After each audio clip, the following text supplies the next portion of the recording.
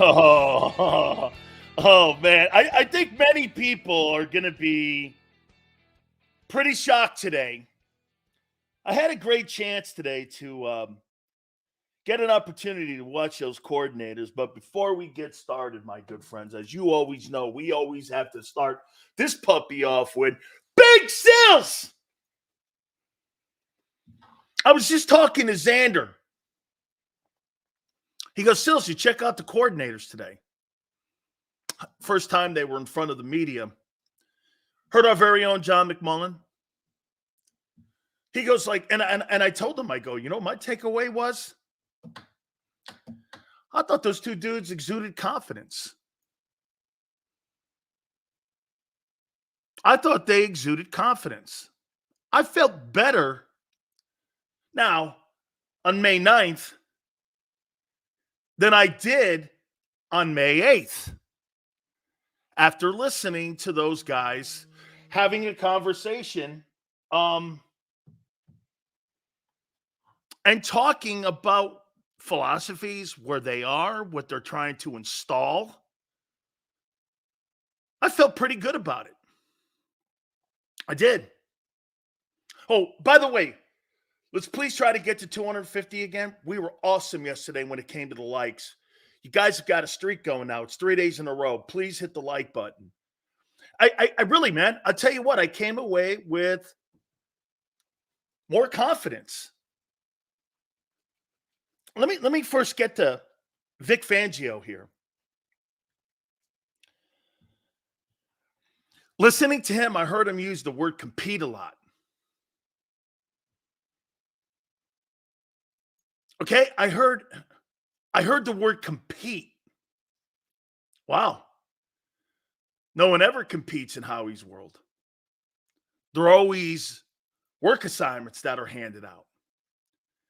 I don't really think people in that locker room are going to take kindly to the type of coaching that Vic Fangio is going to have. But I think it's a needed thing. Because you know what it is? That dude sounds like discipline all over it. He sounds like an old school coach. He sounds like a guy who, hey, man, we're going to do shit that wins. I don't know what that looks like right now, but it's going to be winning. And we're going to do everything with a winning attitude. He was asked questions about Nakobe Dean. He was asked questions about, you know, certain players. And he just said, yeah, we're all going to compete here. Who are you and what did you do with Big Sills? And what did you do with Big Sills? Keo, I like it. Vic Fangio came off as an old school guy. That's right, Mac. Okay, that's right. That's why Miami didn't like him, because he was about his business and made them party animals straighten up. That's why I think Xavier Howard and Jalen Ramsey, I think they didn't really take to his coaching, because I don't think really the modern day player is going to take to that kind of coaching. I really liked what I heard with him. I did. The grown-ups are back in the facility. Okay, JM. That's what it sounded to me too. I mean, I'll get to Kellen Moore here in a minute. Pickin, a real coach. He sounded like that. And you know what? I was listening to him and I felt confident. All right. He gets the benefit of the doubt. And if I'm a player, that's all I can give him on May 9th. But then also I have to do the most important thing as a defensive player. You know what I have to do? I have to give him, okay? I have to give him my blind faith. I have to give him my blind faith. I got to believe he knows what he's doing. And the first thing it comes with is communicating. And I liked it. I did. I listened to both coordinators. And here, oh my God, he said something about Bryce Huff that I thought was just absolutely a shot at the front office. What is it here? Yeah, he's a part-time player. Let's see if we can put him in situations where we can utilize him the best. You paid $18 million for a part-time player. He said, we'll see if we can drop him in coverage. We'll see if we can, I'm paraphrasing this. We'll see what we can do with him, but, he's not really a frontline starter kind of guy. I was like, what? That is contradicting to the front office. You pay a guy $18 million and you're going to spot play him and situationally play him? Holy shit. Is that a downgrade from Hassan Reddick? Now, maybe Vic thought that Hassan Reddick should have been a situational player. Okay? I mean, you can also tie that in. So it's just not a shot at Huff. It may have been a shot also that he may not have thought Reddick was a every down player. But he was like, yeah, no, Huff was a part-time player. He's never been really a full-time guy. And we'll see if we can put him in situations that could be successful for him. If we have to drop him in coverage occasionally, maybe let's see if we can do that. But that's what his attitude and mentality was with Bryce. It didn't sound like that guy was a starter. It sounded like he was going to use him situationally. Maybe that's exactly what the problem was when Vic laid it out for Hassan Reddick that, hey, dude, you're not going to be a 3-down guy here. That's not going to work for us. Reddick probably went, I'm a 3-down guy. And Vic probably went, no, you're not. No, you're not.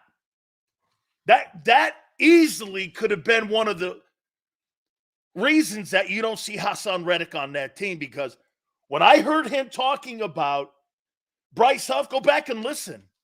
My takeaway was he didn't seem that he was going to be a starter, that he was going to situationally play him, and he's going to have to compete to show us that he's a 3-down guy.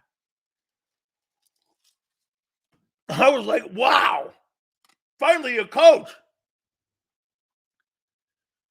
Finally a coach. Hey, I'm more optimistic about Vic Fangio than I was 3 days ago after listening to him. It was good. It was good. What else did he say? Jordan Davis, the player. You know what I like? When these old school guys talk, here's what he said about Jordan Davis. He goes like this. He goes, yeah, the player's getting himself in good shape. We got to figure out how to put him in a position to succeed. That's probably why the nose tackle position, Vic wants to be able to see if this guy can go out there and perform at that position. Maybe they have been playing him out of position. Okay? You said Reddick was a Howie thing. No, I didn't. I said that the reason that Hassan Reddick is not on this team is because Vic Fangio told him, you're not going to be here. I never said that. Never. Anywhere did I say that. Just because you're a coach for a long time in this league doesn't mean you're great. I never said he was great. Fangio's been fired from everywhere. Okay. Well, I think you learn from your experiences in that league. And I think you can be fired for numerous reasons. Kellen Moore was fired in Los Angeles. Why? He was fired in Los Angeles because Jim Harbaugh wanted to bring his own people in. Now, look, I'm not sitting here saying these guys are going to work. I'm just saying I like their press conference. Okay? I liked how they sounded. Now, let me get to Kellen Moore. Kellen Moore came off as a former player who's taken his experiences from his dad being a coach and with him playing Easy State, the Cowboys, the Chargers, him evolving, talking about terminology, and I actually liked it. You know what it reminded me of? A very young Frank Reich with a propensity for detail. He seemed very detail oriented, and as an offensive guy or a guy that is going to, I mean, yeah, I felt comfortable with that. I did. You got some coaches who have a direct insight to wanting to make sure that they cover all the bases and have detail. Okay? Hey, Sills, ask Farzy this morning, would you have Eagles win 15 games playing shitty football and getting lucky, or win 12 games playing great football and having tough losses? Hey, Big Rhythm, would you rather have, get this, think about this. Would you rather have, that's like asking me this. Would you rather have the Ravens regular season last year, or would you rather have the Chiefs season, who won 11 games? Ravens won more games. What season would you rather have? The only one that matters. Dude, one thing that's different from college and pro football, nobody gives a shit about how many wins you have. That's why your stupid 10-1 is laughable. Nobody cares. You could be 9-8, win the Super Bowl. That's all that matters. I bring it up to you all the time. You know, the one thing that I love, the Patriots are 19-0, and they got beat by a 10-6 Giants team. Who gives a shit? Who gives a shit? The Giants won a Super Bowl. Patriots are 19-1. Congratulations, you had a great season. Brady threw for 50 touchdowns, and Randy Moss had 20 touchdown catches. Did it matter in the end? No. It had no relevance to the ending. Had no relevance. Doesn't really matter. Your record only matters when it comes to home field advantage. Outside of that, and for the point of the Eagles, you've never been to a Super Bowl without having home field advantage. So it matters to you more than maybe some other teams. Okay? Sills, I like to see what more can bring for the Eagles offense. 2 top receivers, tight ends, and running back. Ibanez, I want to see what he brings to Hurts. Those other guys, I don't give a shit if they get their numbers. I care Hurts is the guy. He's the guy you invested the most in, and he's the centerpiece. Jalen Hurts is the biggest question mark on your football team this year. It's not your linebackers. Jalen Hurts is the biggest question mark. Can he lead them to a Super Bowl win? By the way, can I do something here before we get into the topics? So again, I like the coordinators. I did. I really did. I liked the coordinators and what the coordinators brought to the table, at least in their interview. I thought they were good, man. I mean, it exuded confidence. That's what it brought to me. Okay? It exuded confidence. That's how I felt. Okay. I want to show you something here. I wrote this down here. Where is it? Okay. I put this on my Twitter page. You know, you guys keep talking to me about Jalen Hurts taking the team to a Super Bowl. Okay. I wrote down the best quarterbacks to take teams to a Super Bowl and lose in the last 20 years that haven't won one. And here's my ranking of the top 10 quarterbacks that lost the Super Bowl that have never won a Super Bowl. Okay? That have never won. Here. Number 10, Matt Hasselbeck. Went to a Super Bowl. Number 9, Colin Kaepernick. Went to a Super Bowl. Number 8, Jimmy Garoppolo. Went to a Super Bowl and lost, of course. Number 8, Jimmy G. Number 7, these are my top 10 quarterbacks in a losing effort. And the 10 best quarterbacks. Number 7, Jalen Hurts. This is not performance. I'm talking about the best quarterbacks to lose a Super Bowl. Number 6, Brock Purdy. Number 5, Jared Goff. Number 4, former NFL MVP, Matt Ryan. Number 3, Donovan McNabb. Number 2, former NFL MVP, Cam Newton. And number 1, Joe Burrow. Wow, that's quite a list. Burrow, Cam, McNabb, Matt Ryan, Jared Goff, Brock Purdy, Jalen Hurts, Jimmy G, Colin Kaepernick, and Matt Hasselbeck. You really put your quarterback in that group of guys that had lost Super Bowls? Those guys carried football teams too to their Super Bowls. When you bring that up, you sound like idiots. Okay, I didn't go back even further to Rex Grossman. I just said I think I went back the last 20 years. Remember, Brady lost Super Bowls too. So did Manning. Okay, so Breeze too. I do say, oh no, I do. Here's the list. Joe Burrow, by far better than Hurts.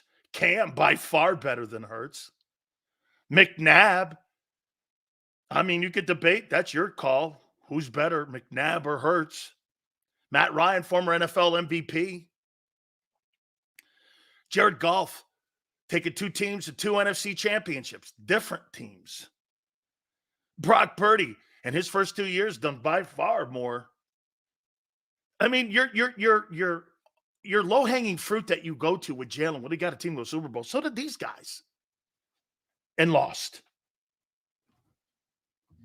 I mean, I'm talking about a guy who can carry your football team year in and year out. That's what I'm talking about.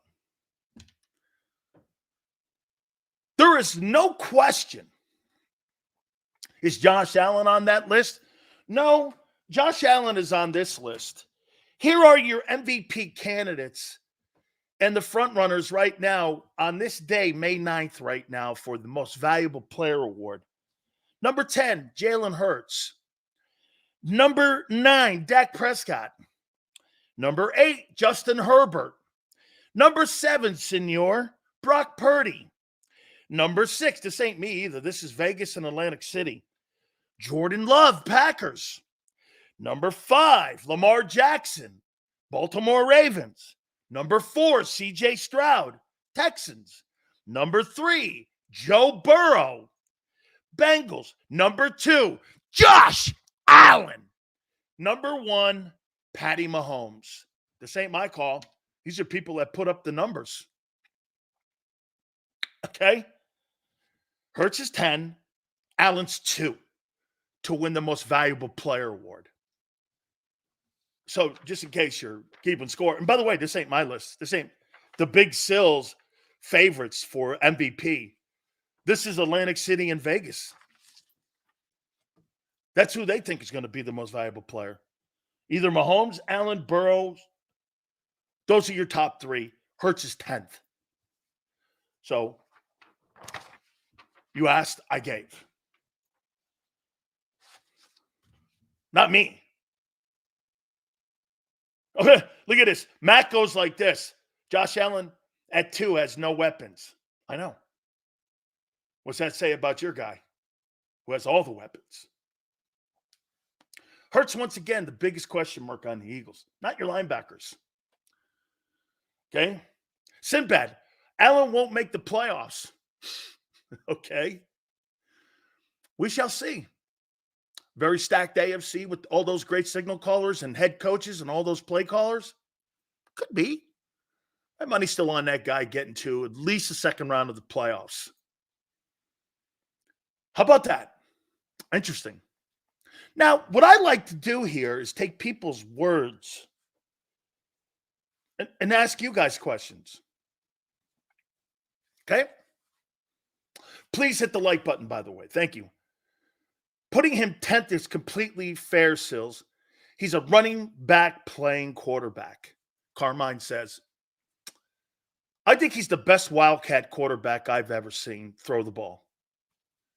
Jalen Hurts is a blown-up version of a Wildcat quarterback who can throw it with some proficiency. Yeah. He's a Wildcat quarterback. He has more success running the ball. Well, they're taking that out of the game, though. Okay, if you look at it, all the rushing touchdowns he has actually have led to nothing Because nobody on the list that I just named you is a running quarterback except for Lamar. Everyone else, Herbert doesn't run, really. Dak doesn't run. Purdy doesn't run. Love doesn't run. Stroud doesn't run. Burrow doesn't run. Allen does. Mahomes doesn't run. And here, I want to show you something else before we get going. I thought this was interesting.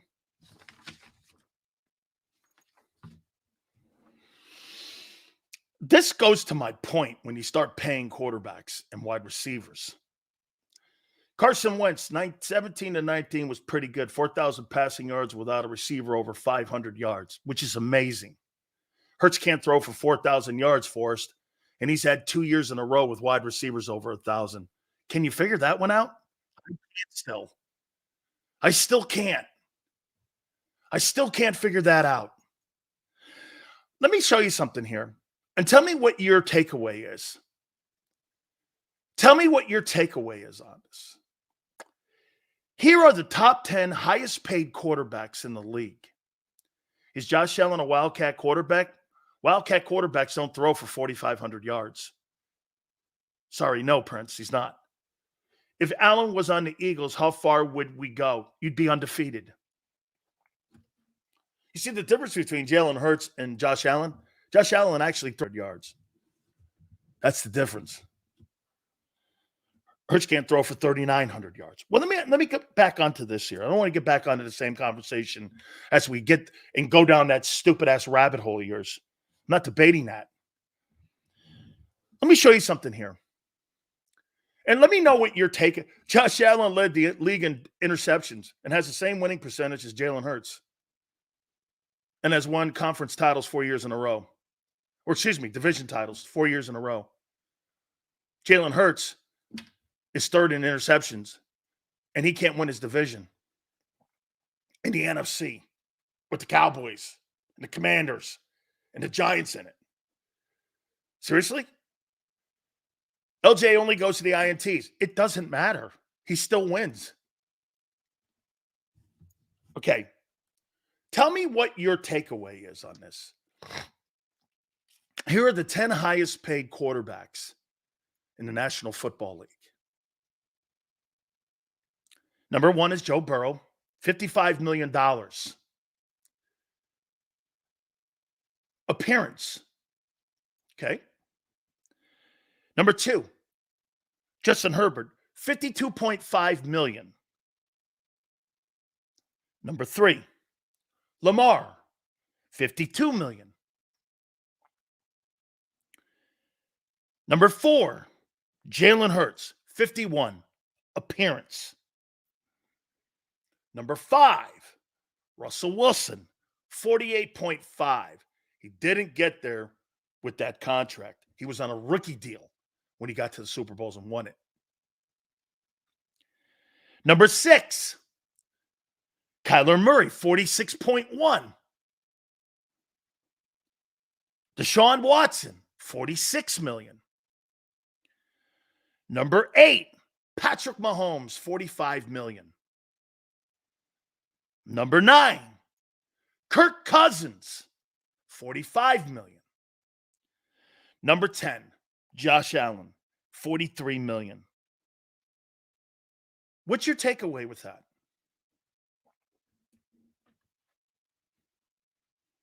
What's your takeaway with that? There's only one guy on this list that has a Super Bowl victory once he signed a big contract. And only 2 guys that have gotten to the game. I mean, you pay your quarterback that money. Just because you pay him doesn't mean there's a guarantee he's going to a Super Bowl. The contracts blind you when it comes to your expectations. Because it goes down to next guy up, not who's the better guy next. It just shows you, again, when these guys here, this is RTF. This is not a conversation on cap It's about quarterbacks getting their money. It's about them. Not talking about the impact on the cap. I'm talking about them. When you pay your quarterback, you do not make the Super Bowl and win it, but one guy. That's the point. Do cap hits now. I'll get to that, Kit. When cap hits, this is not what the conversation is. When you pay your quarterback, there is zero guarantee but for one guy who will deliver a championship, and it's Patrick Mahomes. So when you pay these guys, the end result is you're really not going to win one. There is a less of a chance of you winning a Super Bowl once you pay them. You know why?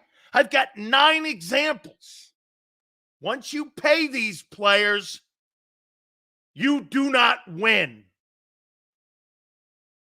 Brady was never the highest. Brady never got paid. Brady was never in his entire time the highest paid quarterback in pro football, ever. Took pay cuts. Salary cap decide. Once again, when you pay a quarterback over $45 million, you don't win Super Bowls. That's the conversation. Big Sills is putting this out here for you, and you're disputing it because you're talking about salary. This is about paying your guy. You pay a guy, just because you pay him doesn't mean he's going to deliver. And the more likelihood, get this, this guy goes, you talk to him. Well, when you look at every one of these quarterbacks that are making over $45 million and only one guy's won a Super Bowl, what's the point of paying them? They don't deliver championships. Unless you have the guy. You're throwing money after here. Almost 95% of these contracts that they sign won't pan out.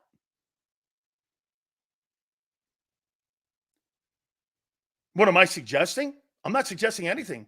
I'm just saying, here's the Packers now. Would you pay Jordan Love $55 million based off of 1 year like you guys did with Hurts? His contract is up. Would you pay him $55 million? 55-1, 55-4? Would you pay him?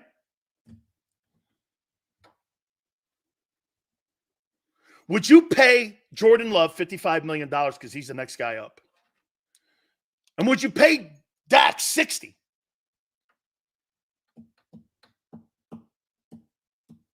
Jordan Love sat for 3 years and now his contract is up. Okay, would you pay him $55 million, senor? Would you pay Jordan Love $55 million? If the 49ers are smart, they'll wait to pay Purdy. Forrest Hill, exactly what the Eagles should have did. But again, the one thing that Howie did do, and some of you have brought it up, again, that's a different conversation when I'm asking you about the cap. He did it. However, I'm talking about once you ink these $250 million, these $250 million deals don't work. You know why? No one's done it but Mahomes. In the last 10 years of these $45 million contracts, one guy's done it. And you're going to put a guy in there. Are you going to pay Jordan Love $55 million? Yes or no? And you're going to go, well, what's the alternative? Look at how the paying of these quarterbacks, it's a fail-safe to the league to make sure that your football team doesn't get too good. I mean, 9 guys on this list have not won Super Bowls. And Jordan Love's up next. You paying him or you're not paying him? Sills, here's my takeaway. The next guy up mentality will kill the NFL and lead to a lockout to reset the deck. Owners, put a cap on it? Maybe. Maybe. Josh Allen is clearly a better passer than Jalen Hurts and averages More yards per carry, 2. Hurts over Allen is even dumb. It is. It's a dumb conversation. It's so stupid.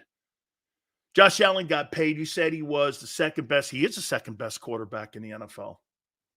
I'm not the only one that says that. Burrow and Jalen got the Super Bowl. See why teams paid them? Yeah, well, I showed you a list of quarterbacks who went to the Super Bowl too. Those teams, Colin Kaepernick got to one. Donovan McNabb, Matt Ryan, Jared Goff, Brock Purdy, Jimmy G, Matt Hasselbeck, Rex Grossman, Jake Delhomme. They're all losers in Super Bowls too over the last 20 years. Congratulations. Quite a list to be on. Quite a list. Hurts is 500 versus the Cowboys. He's 3-3. Correct. So the Bills will not win a Super Bowl since Josh Allen got paid.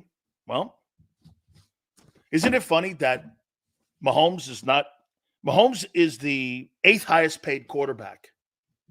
You think that's by design?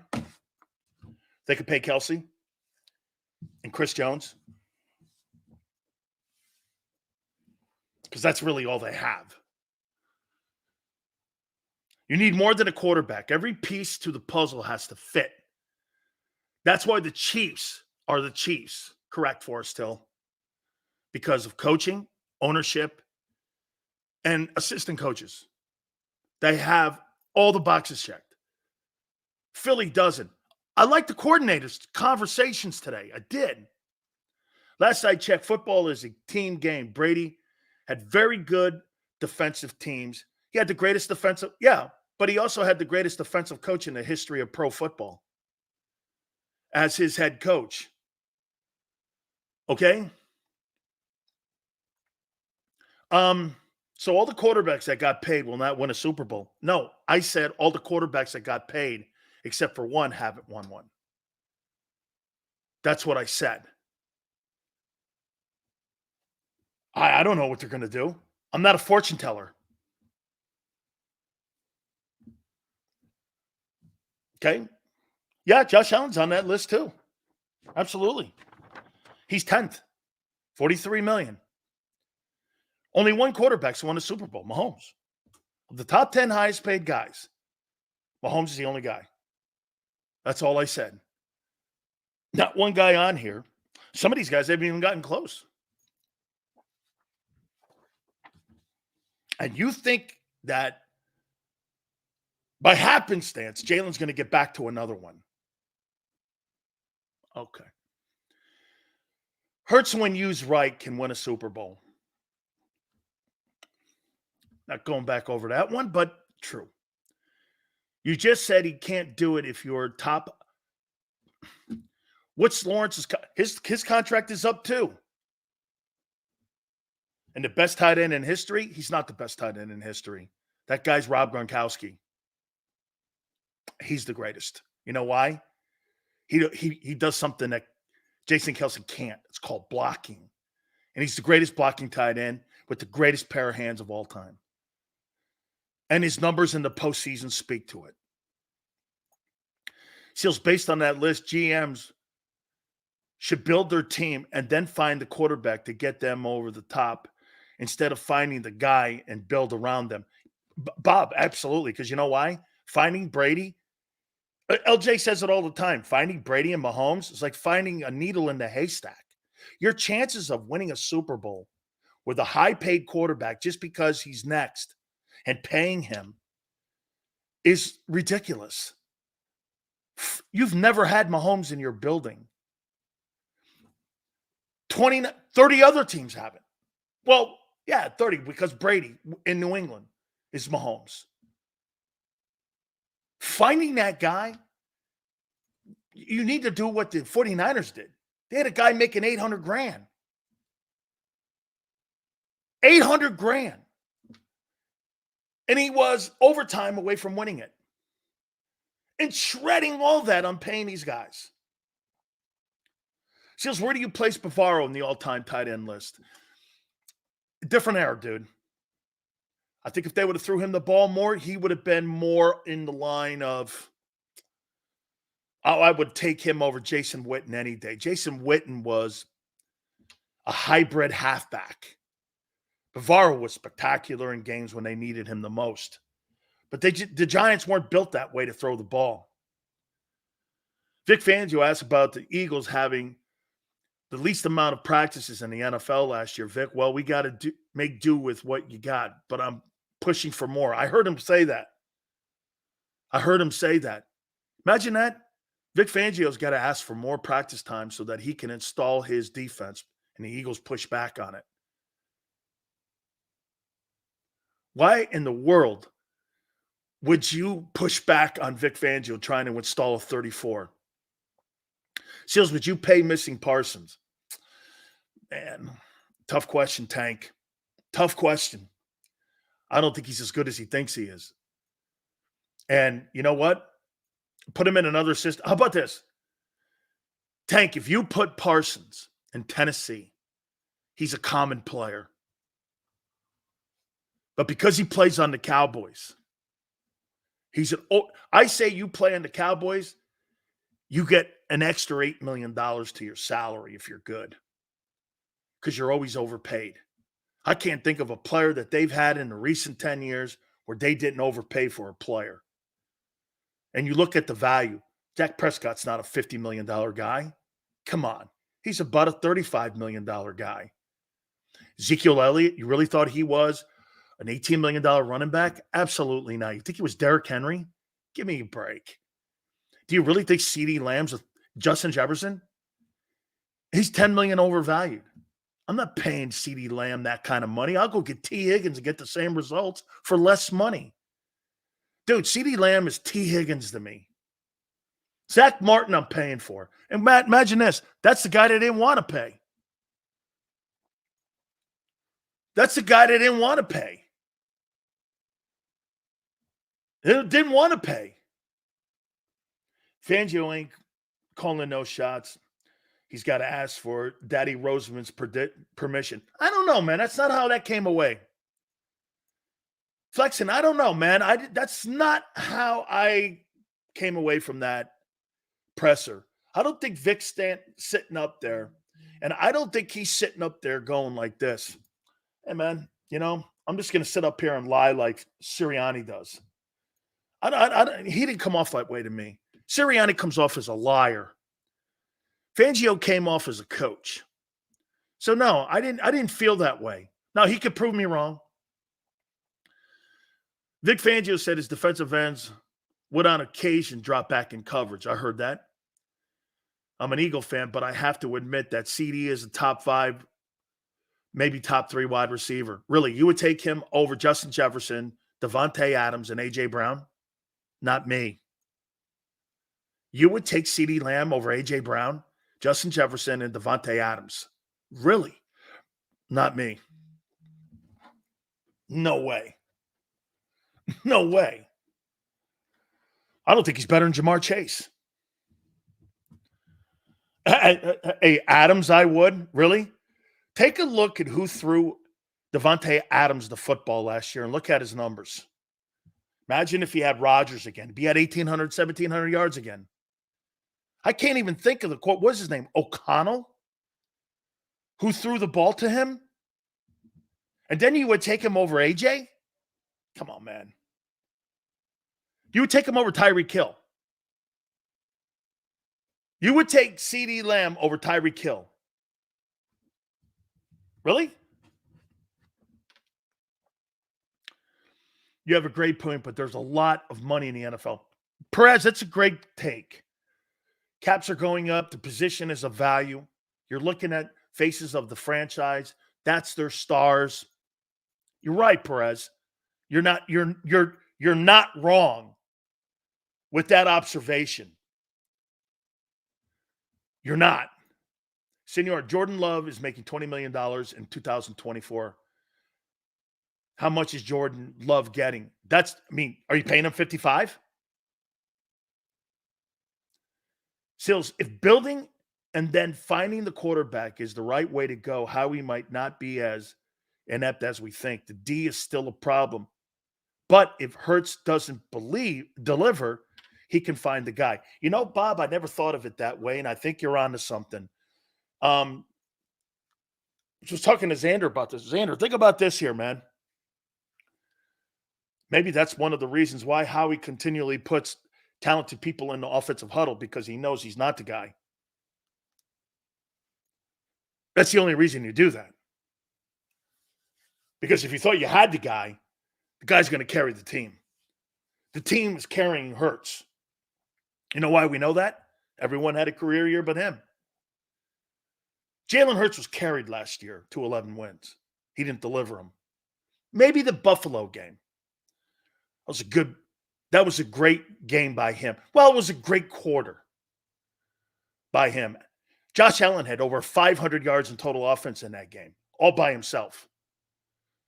I think Stephon Diggs had 70 yards of that 500 yards. The team last year carried him. Okay? Carried him. Every guy had a career year but him. Okay? 2 years ago, he carried the team. Absolutely, JM. True. Absolutely. Concede that. Concede that. Absolutely. Well, Richard says Josh's not carrying shit. Well, he'll have to, because there's nothing there. Just like Mahomes, there's nothing there. There's really no offensive weapons except the tight end. Outside the tight end, there's nothing. Zero. And that Rashid Rice is imploding in Kansas City. Now he's being accused of an assault charge. Come on, guy. You're throwing your career away here. Okay? Not every quarterback. Look at banker Robert Daniel Jones, 4 years, 160. You're not going anywhere with him either. There is nothing Devontae does better than CD. Not even routes. He's better at. You're being mad disrespectful to CD. He's really effing good. I never said he wasn't effing good. He's not those guys, though. And I never said, and by the way, Devontae's the number 2. You're comparing CD Lamb, who's going to get number 1 money, to a guy who took number 2 money. He's the second best receiver on the Eagles. That's who you're comparing CD Lamb to? I think that pretty much says it all you need to know. And 304, I love you, man, but once you compare him to a frontline guy like Justin Jefferson, he's not in his conversation. He's in the conversation of like Ayuk and Devontae and Puka Nacua. Is he top 10? Yes. But he's in that. Money has nothing to do with skill set. The quarterback pay proves it. Kyler Murray makes more money than Patrick Mahomes on a base salary. Totally has nothing to do with it. Didn't Josh get his offense? Dog, you take Hurts, I'll take Allen. Stop with this. I don't care anymore. Nobody but the people in Philly think this. Nobody. And now I'm going to get to a point here.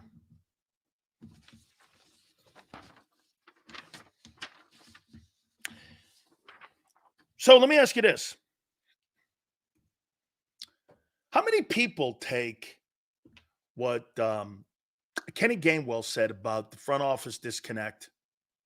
What was your takeaway with that? No, we're not going to revisit this. Promise. Just a question here. What was your takeaway that Kenny Gainwell called out the coach's front office for not connecting last year?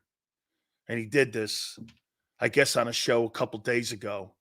And we kind of hit on it. We went into it yesterday. What was your takeaway from that? What was your takeaway? What were some of the comments yesterday? He sucks as a player. Right? He's not very good. He's been read. Kind of like where he stands on the team now because Shipley was drafted. These are some of your comments, right? I think I've never been a fan of Kenny Gainwell. Gainwell is garbage. He can go. Eagle fan right here saying that. Okay. So Eagle fan thinks Gainwell's garbage. Amber goes, he's stating the obvious. Okay. Who cares? On to 24. Agreed. Agreed. You could dress a pig any way you want to put it, but it's still a pig. Carmine. Okay, so one more here, just on he's garbage, but better than Shipley. All right, enough with that. So Howard Eskin goes on his weekly segment on WIP this morning, and I heard it. And I'm quoting, Jason Kelce used to point out where the blitz was coming from. Used to point out where it's coming from. Love you, Sills. It's all, oh, absolutely. 304, I love you, man. Appreciate it. By the way, super chats go to the front. Eskin said that Jason Kelce used to point out where the blitzes were coming from to give him a heads up, Jalen Hurts. And Howard Eskin said he still couldn't read it. He still couldn't read it. He still couldn't pick it up. This was Eskin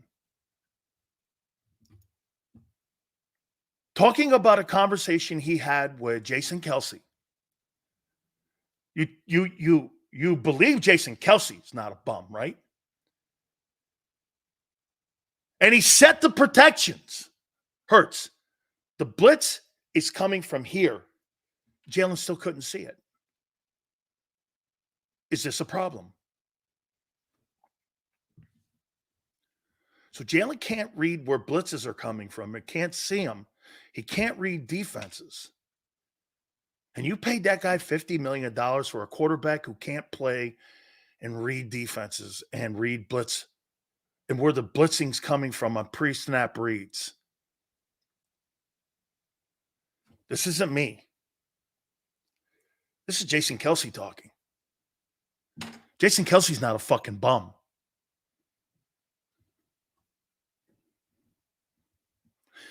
No matter what Kellen Moore does, schematically, the quarterback has to have the fundamentals on pre-snap reads on where to throw the ball and where the blitz pressure's coming from. He doesn't know it. I could not believe I heard that. Howard Eskin's the mouthpiece of the Eagles. He's not going to throw anything out to jeopardize his accessibility.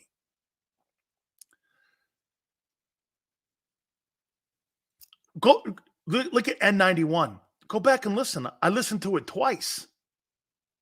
There's nothing twisting here. I'm not that smart, N91.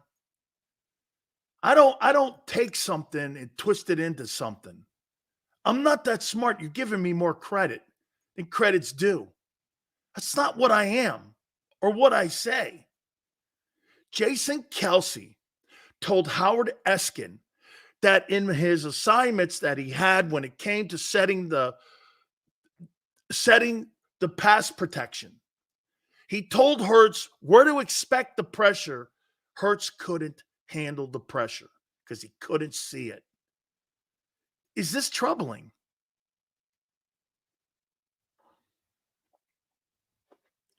This ain't me. This is what I've been telling you for 2 years about the kid. He can't read defenses. Got you, 91. 91. All good, brother. I couldn't believe what I heard. You paid a guy $50 million who can't read the assignments, knowing, get this, Kelce's in the Bucs game. Dude, they're going to have internal pressure coming in the A-gap. Hurts couldn't see it. You think that's a problem? Now you got an inexperienced center and a new coordinator You think that improves? I think that's a skill set that you have got to have a little bit of internally where you can process the information more. I think this is why he got beat out at Alabama, because Tua can process the information more. Xander was down there. The one thing that Tua does, he knows where to throw the ball. He sees pressure. Does he have a great arm? Absolutely not. Peyton Manning didn't. But they knew where to go with the ball. Tua's a bum. At least he can read a defense. And he knows where pressure's coming from. Noodle arm. That noodle arm threw for 4,600 yards last year. Get this. People are calling Tua noodle arm. 4,600 yards passing. Noodle arm? What's your guy then? If Tagovailoa is a noodle arm, what's Hurts?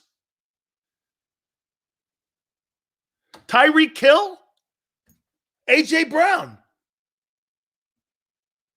Look at it. You don't win that argument with Tagovailoa. He sees defenses better. Xander, now I know why Saban made the move. Listening to Howard Eskin talking about Jason Kelce, now I know why they made the move at Alabama. He can't read defenses, and he can't pick up blitzing. He's still evolving in that. Now, will he get better? Hopefully. Hopefully. I mean, you don't have a problem with your quarterback not being able to read blitzes and know where pressure's coming from. In the NFL, you got a 4-year starter who doesn't know where pressure's coming from, and you think you're going back to the Super Bowl, and he can't progression read?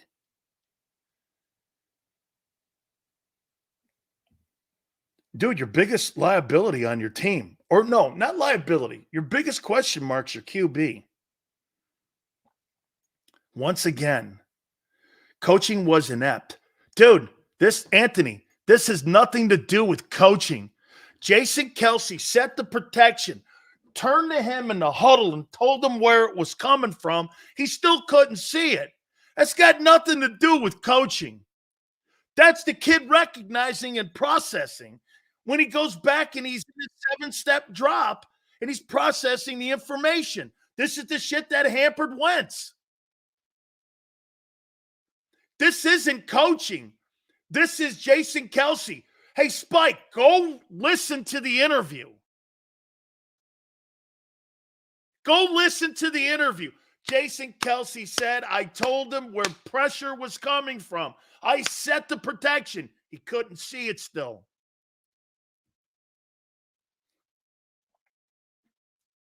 Oh, Anthony, okay. No, I agree with that.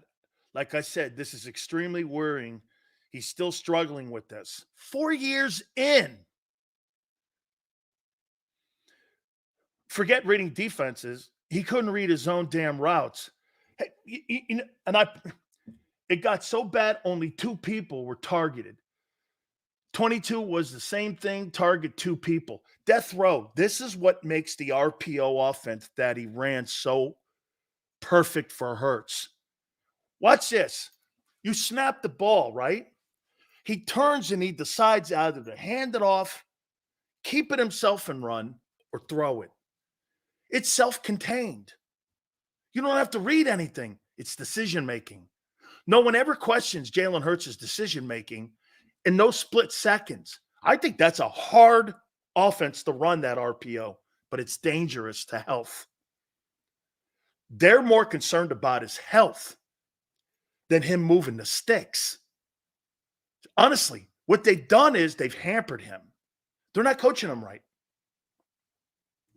My takeaway is the Philadelphia Eagles, no matter if Kellen Moore or anyone else, I think this guy is being coached wrong. You give me 7 years of Jalen Hurts, 22, Jalen Hurts is going to take you to an NFC championship game. You give me 10, 12 years of 2023, you're not going anywhere. And you'll have massive disappointment. Now, you're going to go somewhere. Why? Because of what the cap hits and what LJ says. The money's not crazy against the cap. It affords them AJ and Devontae. And it affords them Saquon because they need those guys to win 11 games and to put them around the rim. That's how they built this team. Hearing a Hall of Fame center say that the quarterback struggles at the two things that you have to have, pocket presence and awareness on pressure, pre-snap reads, and he's not good at it, not my guy. This ain't me saying it. That's Jason Kelsey saying it. You don't think that's a problem? It's a poor system? No, Richard. So what I think is going to happen, they're going to resort to going back to 22. They're going to resort to going back to 22 sometime this coming year. Or either that, Jalen's going to, he's going to. And then we'll see how long he lasts. Jalen played one of the hardest schedules in the NFL last year with bad coaching. He wasn't hurt. That's a lie. He was never on the IR at any time last year. 1 second. You made that up. They have to. Sills RPO is the only thing this clown can do. No, I think he's proficient throwing the ball out of the RPO. I do.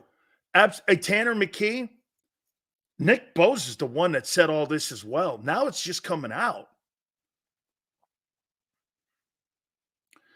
We need an RPO system to succeed with him. Frankly, at the end of the year, Jalen looked more like 21 than he did 22. It's a great observation, Anthony, and that's pretty true.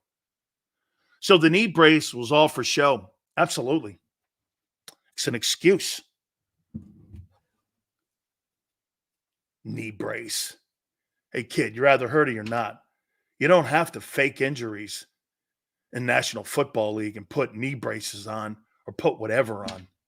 You don't think Mahomes or any of these other guys were banged up? Come on, guy. If you're hurt, go on IR. Take a week off. As a matter of fact, you should have been benched last year.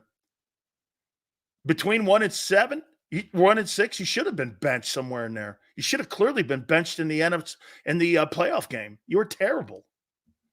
They should have put Mariota in. Wouldn't have been any different. Should have benched his ass. You should have benched Jordan Davis. Nobody wants to do the tough move in that room. Jordan Davis should have been benched. Hurts should have been benched. Let's see. Who else? Jordan Davis benched. You could have made an argument Josh Sweat should have been benched. I'm not going to even pick on the linebackers because they needed them. James Bradbury should have been benched. Of all guys. No one benched anybody. I'll tell you, like I said, though, we started the program off those coordinators. I felt pretty good about them. I actually liked what I heard with Kellen Moore. I did. He has a propensity for the detail, and he was talking terminology and working with things. And I mean, I don't know. I'll tell you what, I got more of an ability to give him the benefit of the doubt more today on May 9th than I did when we were talking before. One bad year with new coordinator. Hey, Nick, he's only had one good year. Stop doing that. You're making it sound like this is a 10-year veteran who's been playing great for 9 of them. He's had 4 years in the league and he's played great 1. Give me a break. So you're saying Jordan Love then should be paid $55 million then? Really? Would you pay Jordan Love? He's got 1 year. Let's base it off for Hurts as a metric. Would you pay him $55 million? I agree his schedule was brutal. Well, when you're good, you usually play good teams, don't you, Spin? When you're good, don't you usually play good teams, or do you want to continue to play shitty teams like you did in 22? Seals, you think Manning's kid will be good? Arch, I don't know. He's still third team down there. And Quinn is still the starting quarterback at Texas. I'd pay Jordan Love because the Packers draft well. $55 million off of 1 year for Jordan Love. You know, the play caller's good. Okay? Stop pocket watching, Sills. I was just listening to Jason Kelsey talking. Said your boy can't read defenses and he can't pick up blitz. He can't pick up blitzing. I'm not sure what else to say to that. There's not anything else to say. Really nothing to say. I didn't say that. Well, I have been saying that, but your captain said it.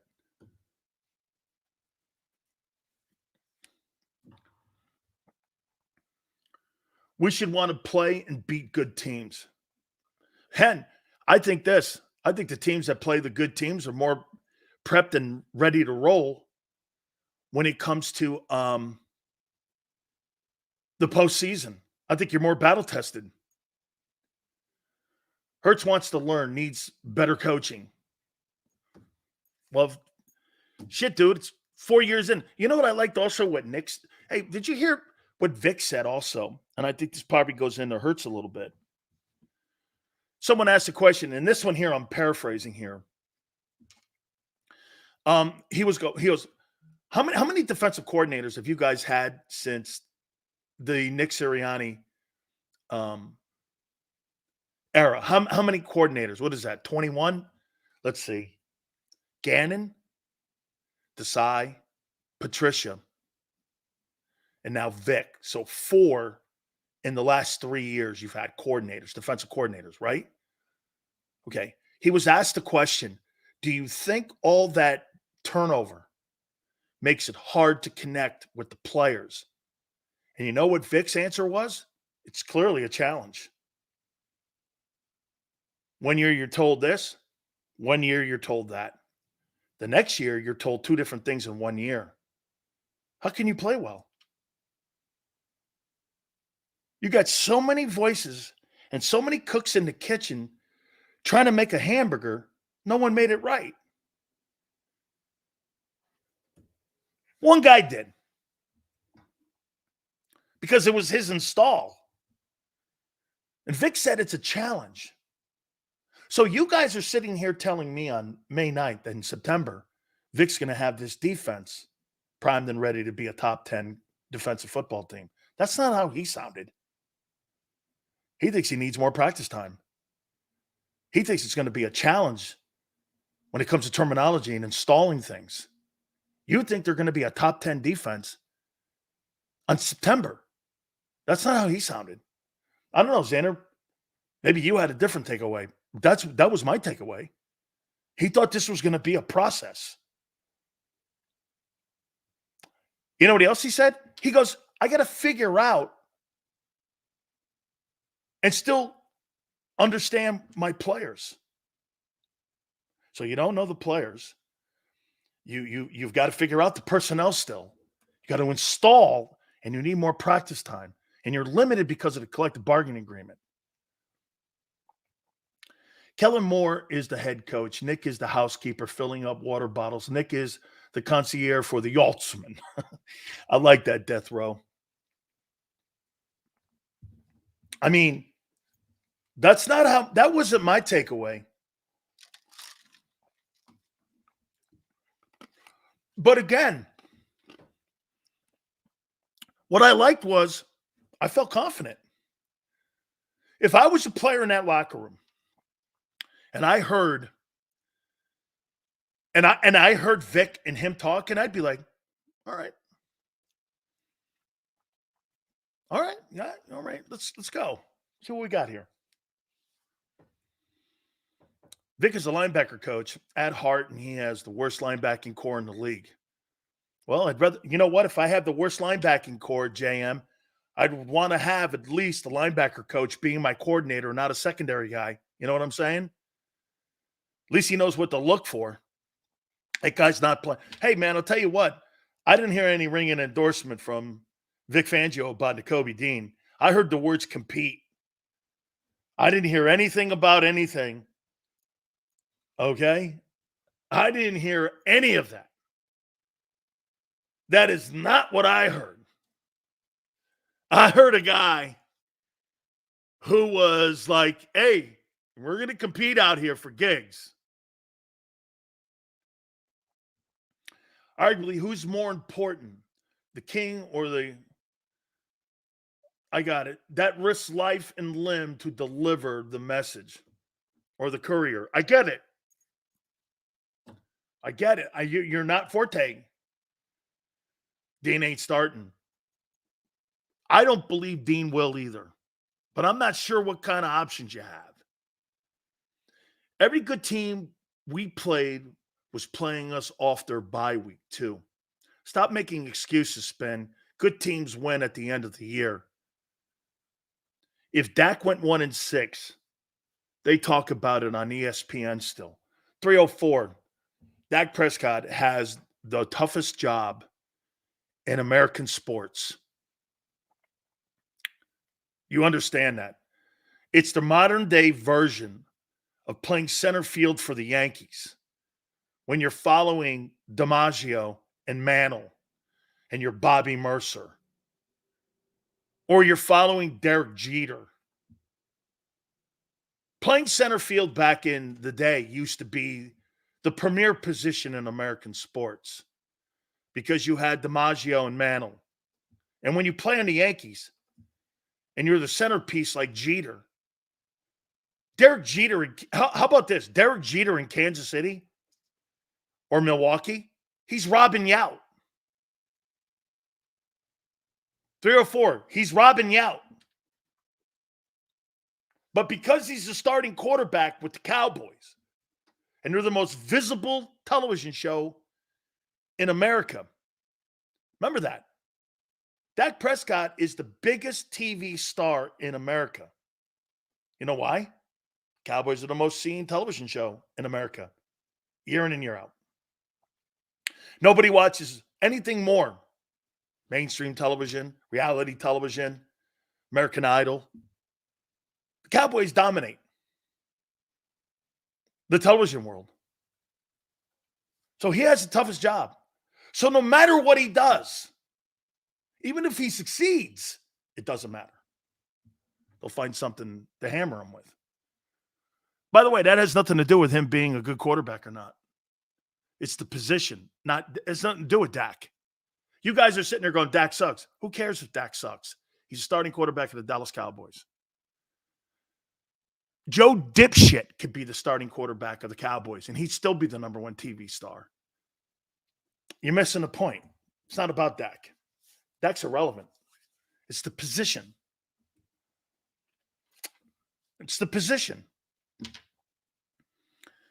Yount is in the Hall of Fame.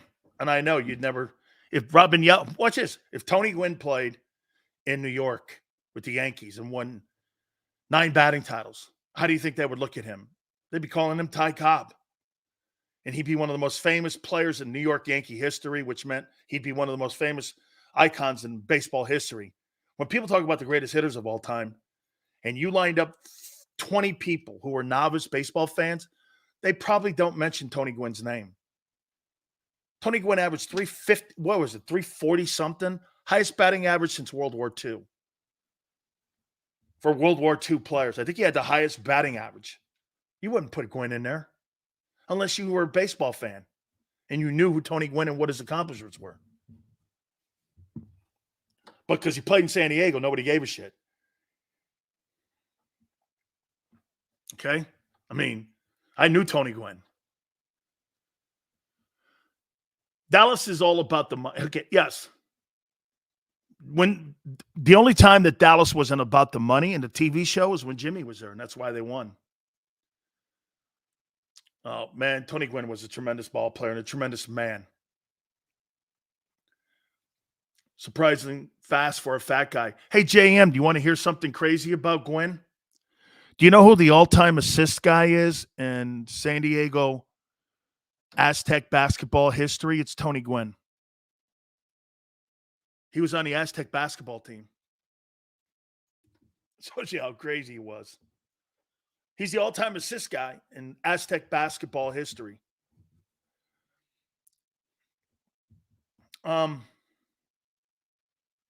Amber goes, it's easy to tell the Biden voters in this gossip based on how they comment. Always missing the point. That's an off the wall.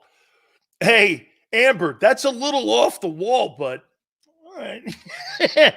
Yeah. Hey, all right. Well, yeah. Well, okay. Hey, listen. Are you really going to just blow that off? Are you going to blow that off that Jason Kelsey said that there's an issue with the guy?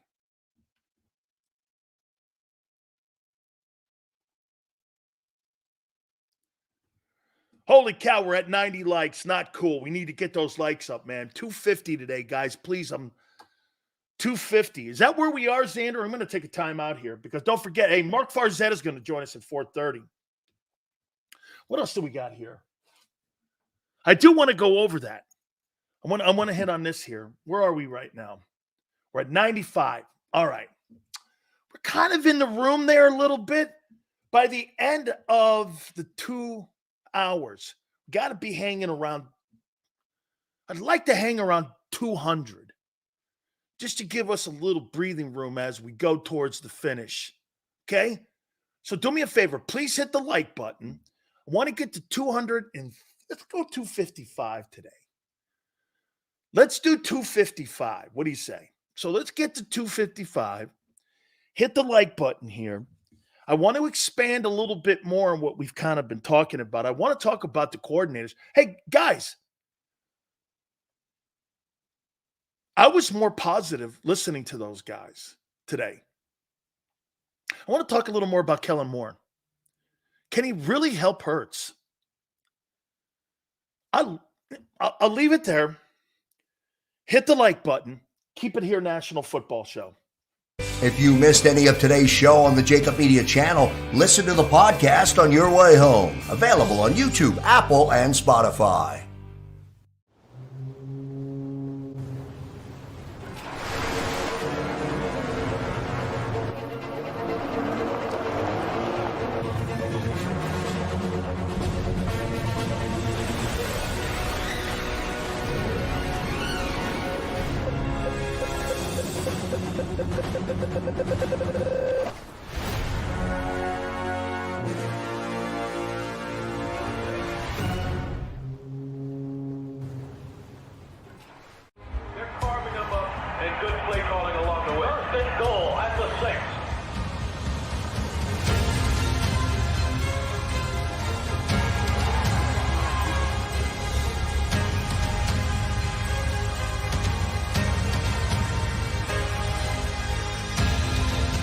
Field of life, First Trust Bank is there for you. Champions on 3. 1, 2, 3. Because Philadelphia dreams deserve a Philadelphia bank. Heading down the shore, have a ball once more. Here, imaginations run wild and time stands still. Because here, you can find the best of the Jersey Shore, all on one 5-mile island. So leave the old you behind and get lost in the woods. Wild, wild, wildwood days. Plan your stay in the Wildwoods today.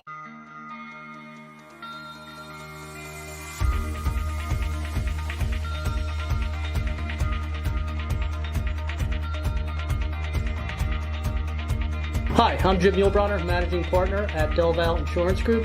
Give us a call. We're a local, knowledgeable agency, not an 800 number. Go Birds!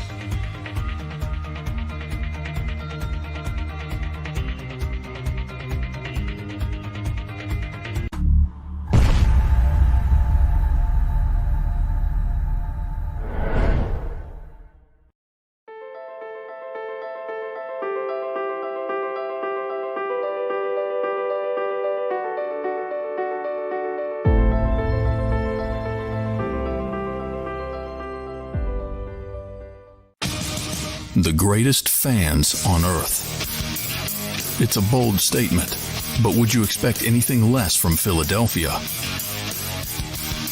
58 years of heartache creates a toughness, a grit, a resolve not found in most.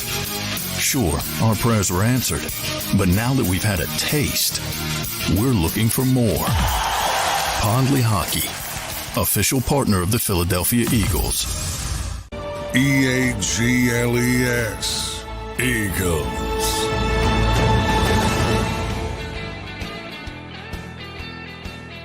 Please hit the like button. Big Sills, Mark Farzetta will join us. He kicks off our programming here on JAKIB Sports each and every single morning. Does a great job. I've become very fond of him, man. I think he does great work. One of the better guys in that market that does a great job when it comes to covering sports. We have him right here at JAKIB. That is Mark Farzetta. That will be at 4:30. Tom Brady's going to make a horrible analyst until he decides to do something right. Troy Aikman went through this. I've gone through this. So Brady had that roast the other day, and they were talking shit on his ex-wife, Giselle. And so I heard that he apologized to Giselle for some of the jokes that were said at her expense. Dude, Charles Barkley lost a best friend in Michael Jordan. Troy Aikman had to become more critical of some of the people that he played with, that coached him, and what have you. If you're not willing to do that, you're going to be Joe Montana. You'll never be a good broadcaster. I'm not saying you have to kill people every day. But what you got to do is you got to separate that shit. Hey, I struggle with that.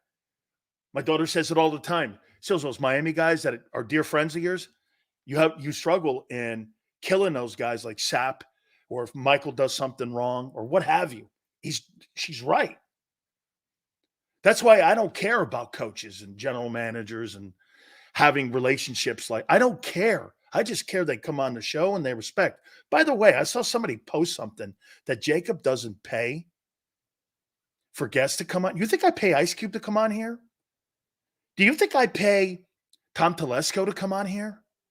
You think I pay Angelo Cataldi to come on here? He comes on whenever I ask.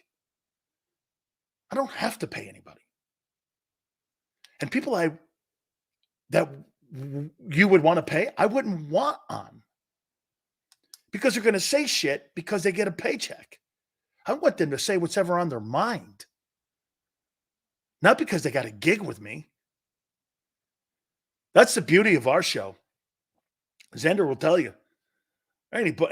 There's nobody with a better Rolodex than me. Never paid for a guy.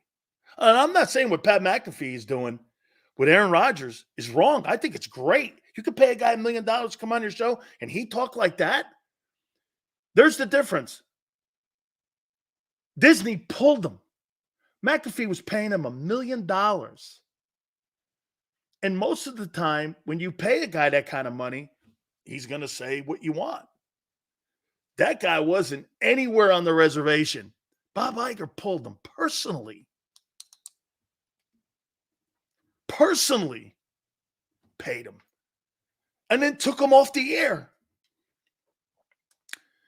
Because he didn't like his side of the aisle he was coming from. That's all that was.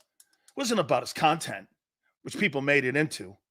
It was more that he was coming from a different point of view. He was coming from a conservative point of view. You see, broadcasting is not conservative, especially sports broadcasting. It's liberal. It's a liberal slant. Me, I don't care either way. If you're a dick, you're a dick. There's no party surrounding that. But if you do things that are right, I like people who stand on an island by themselves. I don't like people that stand in a crowd, and I hate those guys. That's why we get people on here that disagrees with us. I like Pat too. I like him a lot. I pay to see a couple of regulars in here get at you, Daniel. That Daniel's son. Okay? You never speak to Joe? I speak to Joe Rogan. I met Joe when he was in Orlando and he was doing Fear Factor. You remember when he was doing Fear Factor? He wasn't He was just starting to do UFC then. He wasn't really that big. My wife and I used to go down to Universal Studios where he was filming that. And we kind of liked that show, Fear Factor. So we got to meet Joe down there. That's how I met him. And he told me get out of radio. Him and Adam Carolla are friends of mine. They were on my radio shows. They haven't been on my podcast show yet because they kind of conflicted with our times. The reason Adam Carolla doesn't come on here, he used to come on my radio show and then my national radio show. We've had him on numerous times. You can Google the interviews. But I actually have had also, who was the guy that used to be the head of CBS and Entercom? Les Moonves. You can Google it. Les Moonves, the most powerful man in broadcasting, did a 15, 20-minute interview with me. You think I paid him? The stupidest things I've ever read. You got companies all over Philadelphia filing bankruptcy, people being fired, massive layoffs, and you come after little old JAKIB. I think it's quite funny. I do. Hey, what happened to Tone? What happened to half the crew at 97.5? Or the defiling of their stocks? Now they're a penny stock. Tell that to your board of directors. Penny stock? I was a broker. You go from a listing to a penny stock, you got problems. You know what next? Selling off assets. Because your people are going to come in and start dividing up your company. You want to keep podcasting? Or do you want to keep radio?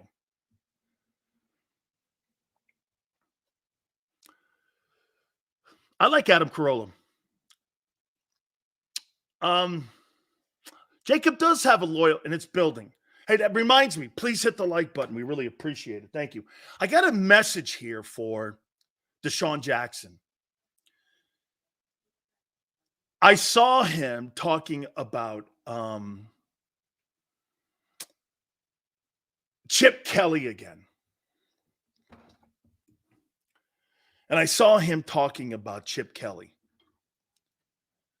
And I said this, I go, I listened to it. Chip Kelly, there's no doubt that there's a lot of animosity with him. Shady too. Those guys really hate the guy. Let it go, guy. Let it go. What's awful, and I hate to do this. I really think those guys were hurt that they weren't part of the 17th Super Bowl. Sills, what do you think of KMBR? Love it. One of the greatest places I ever worked in my life. I took over for Scott Farrell in Sports Phone 68. It was one of the greatest. I had 450,000 people a month listening to me. It was one of the greatest things I ever did. Absolutely. That's where kind of I cut my chops there, was at that station.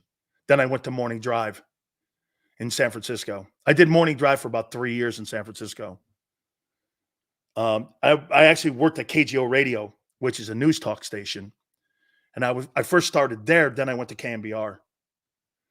And I did that show. Then I did Morning Drive in San Francisco for about 3 years. Massive ratings. No, wasn't fired. I left for WDAE and went to Tampa. I wasn't fired. Was never fired in San Francisco. I left for a better job. Because get this, even though you'll like this, I was on at the time number 5 market in the country, and I was number 3. They didn't give me a pay raise. Randy Michaels came in. Gabe Hobbs was called JAKIB Broadcasting. Funny, how about that, huh? No, JCorp Broadcasting. They came in and offered me a contract, and I became the Morning Drive host for 15 years on WDAE, where we were doing 10 shares. And then they were bought by Clear Channel. Then it became iHeartMedia. I was there 15 years. I like it how everybody goes, Sil's been fired from a million jobs. Well, let's see. I was on KMBR. I was on WDAE. I was on QAM. Fired there because of the way I talked. I left 1090. I was not fired at Odyssey because I was going to Boston. I've only truly been fired from 2 jobs. DAE at the end because of the monkey thing, And then a week later, Joe Bell, who runs your market, 97.5 now, hired me 18 days later for Miami. DAE and QAM are the only two jobs I've ever been fired for. Read the internet, you think I've been fired 80 times. Not true. In 34 years. Baldy likes Becton's potential. So did Phil Simms. So did Phil Simms. And you're still doing your thing, bravo. Yeah, but MSIP 41, get this though. I've had to evolve into this. Because I started to think you could do it like radio too. Can't handle the heat. Don't jump in the fire. Political correct people can't handle being pinched on the arm. That's a great take, Forrest Hill. It really is. What do you guys look at? Don't you guys think Deshaun Jackson is just a little perturbed that he wasn't part of the 17 Super Bowl? We forgive you, Dan, for the old slander. You definitely have the face for radio, Sills. Hey, I did TV. You want to hear something, Carmine? I was the weekend sports anchor on KGO television. You know who the head anchor was? Dan Fouts. And I was reading script and I was doing weekends. I was doing weekends, and I worked for a guy by the name of Al Corral, who was a program director there, a news director. He called me in. He goes, "Have you ever done this?" I go, "Yeah, I did it in Vegas. Good Morning Las Vegas. And I did it in Sacramento." He goes, "You want to do some KGO television weekends?" I said, "Sure." So at one time I was on KMBR doing Sports 168, and I was doing weekends, anchoring sports television on the ABC affiliate in San Francisco. Then I said this, I don't want to do television anymore. I only get 3 minutes. Screw that. I actually worked at the Fox affiliate too in the Bay Area. KTVU, fantastic place. One of the top sports places in the country. I did that, but I didn't like it. 3 minutes. Look at me, man. I got 4 hours. You think, hey, Xander, can you imagine me only getting 3 minutes to talk? 3 minutes. 3 minutes to talk. So says, I got way too much to say for a 3-minute spot. And then if the weather was in, it was a minute 13. I'm like, I'm out. That's not working for me. That's not working for me, man. Right? No way. You're a good man, Sills. Appreciate the job you do, brother. Carmine, I appreciate you being here. By the way, guys, please hit the like button.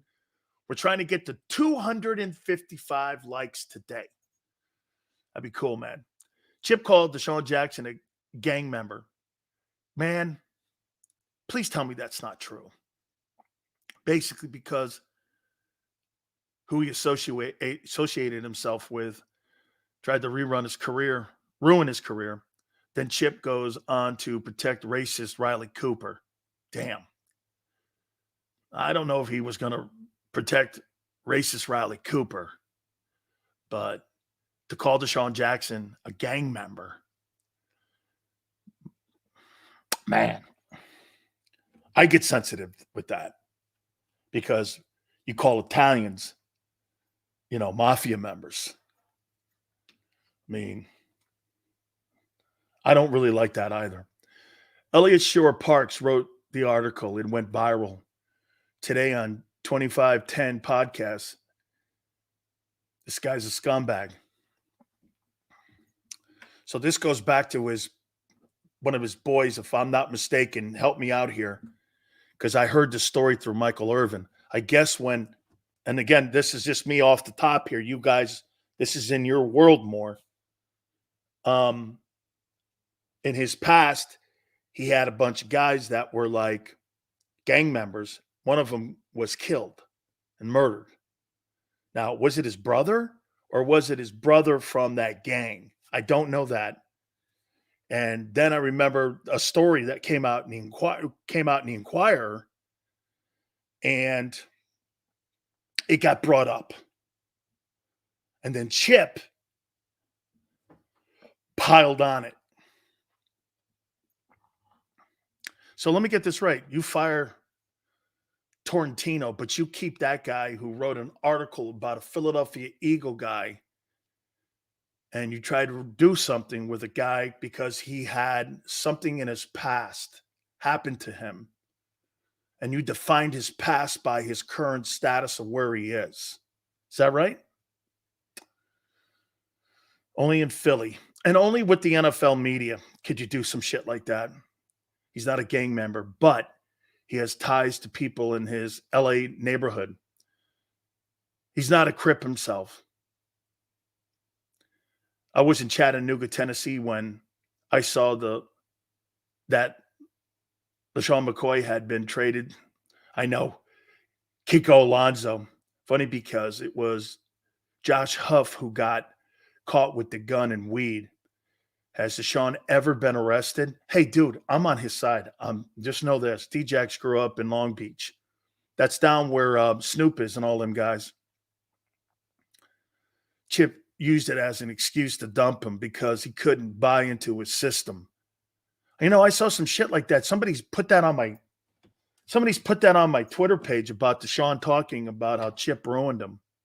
Maybe this is more just about this is more than football here with Deshaun.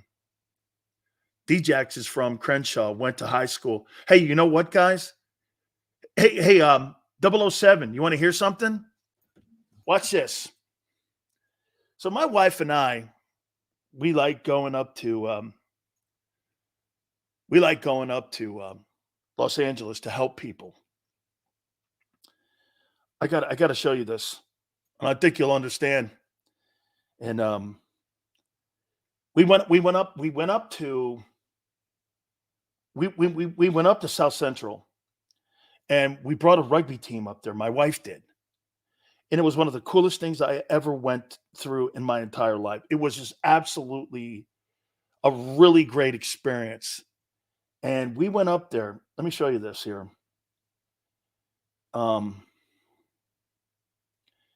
Here we go here. Crenshaw. And we went to Crenshaw High. See this here? What I wrote? I really enjoyed talking to Crenshaw High School guys tonight. I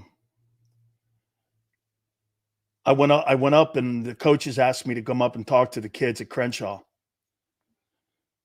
I went up there and they asked me, the kids go, what is it like? And I go, hey, man, I grew up tough too when I was a young kid. I grew up with my grandparents and my aunt. There's no excuses. Kids are looking at me going, I grew up with my grandma too. And I go, okay, welcome to the club. That's got nothing to do with white and black. I got Ice Cube sitting there. Darryl Strawberry went to Crenshaw. We're all sitting there talking, man. We're giving them, hey, don't use your race as an excuse. Yeah, and I'm racist. And there I am in Crenshaw, invited by the high school football coach, Crenshaw High, to come up and talk to the kids. Don't use your race as an excuse. Use your willpower to win. And there I was. My wife sitting there. We went out and played a rugby game with the girls. It was fantastic. One of the greatest experiences I ever had. Then we all sang after. We do it every year. I go up to Crenshaw High every year. Something maybe you don't know about me. Okay? 007. I go up to Crenshaw every year with my wife. They come down and play us, and we go up there and play them. We bring pizzas, have a great time with the kids. All the mom and dads are out there. It's funny. I tell the kids, I think you guys would like this. I tell the kids, the kids down in San Diego are more like, you know what they are? They're more like my wife coaches like bookworms and like 4.0 students. And, some of them are Samoan, most of them are white. So they go like this. Wow. And I go, what, because they're black, you're a little afraid? She's like this. She goes, hey, man, you want to play in a diverse sport.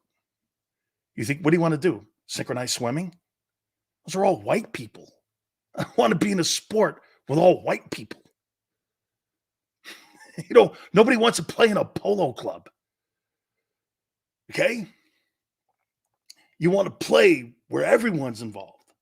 Yeah, right. That's how you test yourself. Do you know, usually I was the minority. Let me show you a picture of a football. I was the minority on football teams. I was. Yeah, it was hilarious too. Here, Sileo, Thunder. Hold on, Thunder Pig. I was the minority. Hold on here. Let me show you this. Okay. What's the only picture? What doesn't fit in that picture? There, by the way, there's Carl Dunbar, the D-line coach of the Pittsburgh Steelers. What's the only picture? Who's the only guy in that picture that doesn't fit? I mean, come on now. Who's the only guy in that picture that doesn't fit? That picture's racist. What do you mean? How come there's no more white guys? Come on, man. How come there's not more white guys in that picture? But then again, they probably when you're Italian, so you're not really white anyway. Oh, I was 335 pounds then too, dude. Crazy. Send me that. Xander wants that picture. Hey, I'm the only guy. Okay, I'm the only white guy in that picture. Okay, Xander. Hey, I'm the only white guy in that picture. And so when someone goes like this, yeah, here we go here. Yeah. Everyone used to always go, silly man, but then again, I was at Miami like that too, man. That shit was at Miami. All my best friends, man, down there were my teammates. I mean, yeah, it wasn't like that. Here's the wait till you see the picture. That's when Big Sales was pushing 605 on his bench too, man. I was a big dude then. I thought you're not white. I'm not white. I'm Italian. Just heard Chip wanted to make a black player cut his hair. Ugh. You know how disrespectful Quest that is to make a black guy cut his hair or slap him on the back of the neck? It's disrespectful. Here's Big Sills here. There you go. Oh, man. That's 329 pounds of Big Sills right there. Yep, right there. 329 pounds, 605 bench, 800 squat right there with them draws pulled up too high. I look like a 65-year-old man in them draws. And by the way, that waistline is a little over 40. Yeah. Jerome would be very proud of that picture. Holy cow. Oh, my God. Sills was looking like you want a piece of Hey, wait a minute. I got another one I'm going to send Xander. Xander may have seen this. Now, here, I'm going to send you. You know what? I shouldn't do this, but I'm going to. I'm going to send you a wrestling picture of Big Sills here. Then we're going to get back on the rails here. This is a little off the rails for me here. Okay, hold on here. This is a little off the rails here, but I'm going to send you a picture of Big Sills. Please hit the like button, by the way. All right, here. Hold on. Nah, those are my contracts. No. Oh, my God. Where's that picture? Okay, no, not that one here. Okay, wrestling. This one's really good. This one is when I'm in my heyday. Holy, but on to me. All right, Xander. I'm going to send this to you here. You're going to love this one. This is 340 pounds. Chip brought in Maxwell, a back that fumbled with the Chargers, and run down DeMarco. Dude, that's a disgusting. Thank you, Sean. Chip Kelly's disgusting. I'm sorry, guys. I'll never bring that up again. He really did all these things. He's a racist. I hate to say that. I can't stand racist. Wait till you see this picture. The bone crusher. Still throws nothing away. I know, man. I know, and I should. I know. Wait till Sanders sees this thing. Holy cow, man. Right here, I'm probably doing 500 pounds, 3 sets of 5 off my bench, and I'm probably squatting 800-900 pounds here. I was one of the strongest guys in the world at this time. Oh, and if you really want to go into it, I was ranked 10th. I was ranked 10th in Europe in wrestling. It was. I don't think my aunt's ever really seen these. CWA Sileo. Wait till you see this picture that Xander got here.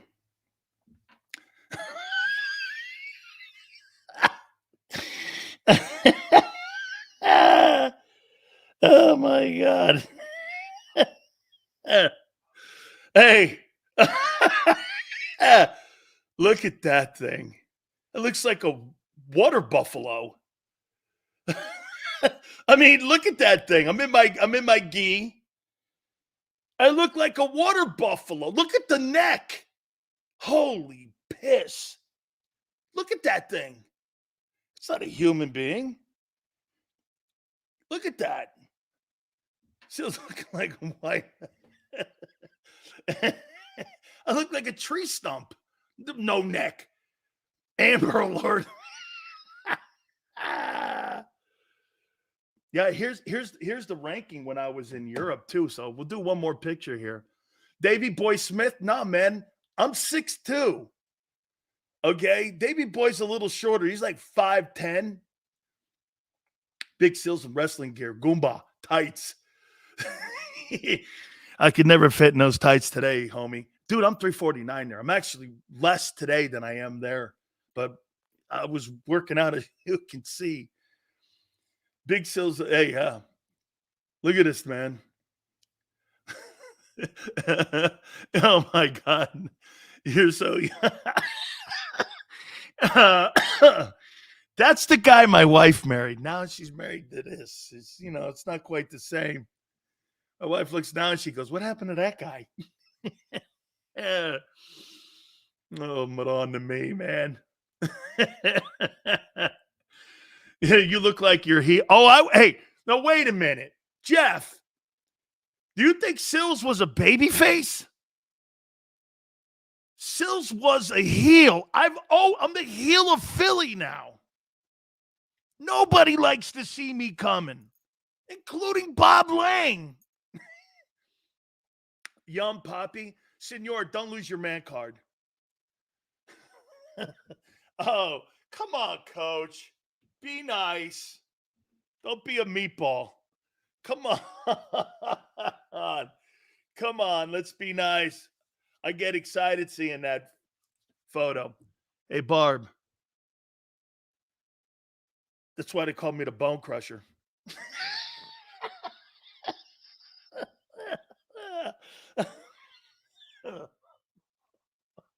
Hey, Barb. You think they call me the Bone Crusher because I'm a wrestler? I don't. Don't make me angry. What is it? The Bone Crusher for a reason.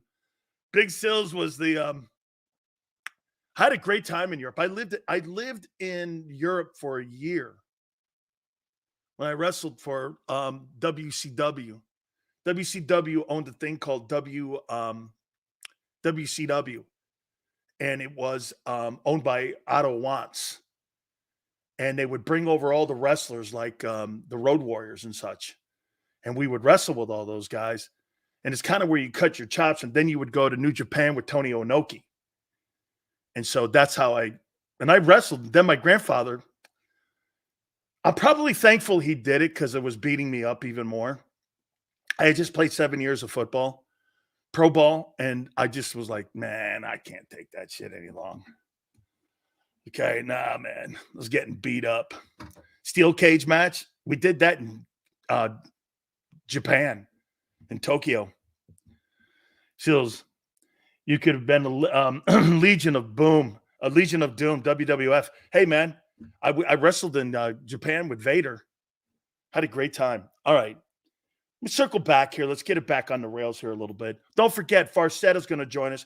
Where are we on the likes right now before we move on? This is Hurts' 4th season starting. Got to make it happen now here, Jason. Got to make it happen now, man, where he solidifies it. We're at 145. Guys, I'd like to get to at least 200 by the top of the hour. Let's see if we can make that happen. I'm looking for 255 by the end of the program. Let's see if we can get to that. Sills was the white Larry Allen. I don't know, man. Larry Allen was a little bit bigger of a dude. Let me finish up on this Chip Kelly thing. It's circling around. Why is it circling around? Is it because that Deshaun has been talking about Chip? Because it's on my Twitter page. I mean, it's on my Twitter page here, and they've been posting it on my Twitter page. What has been significant about here? The truth about Chip Kelly from Deshaun. Why is and then here? Elliott Shore Parks almost single-handedly destroyed Deshaun Jackson. I don't want to play because that's a copyright infringement. But wait, what, Sills? You wrestled for WCW?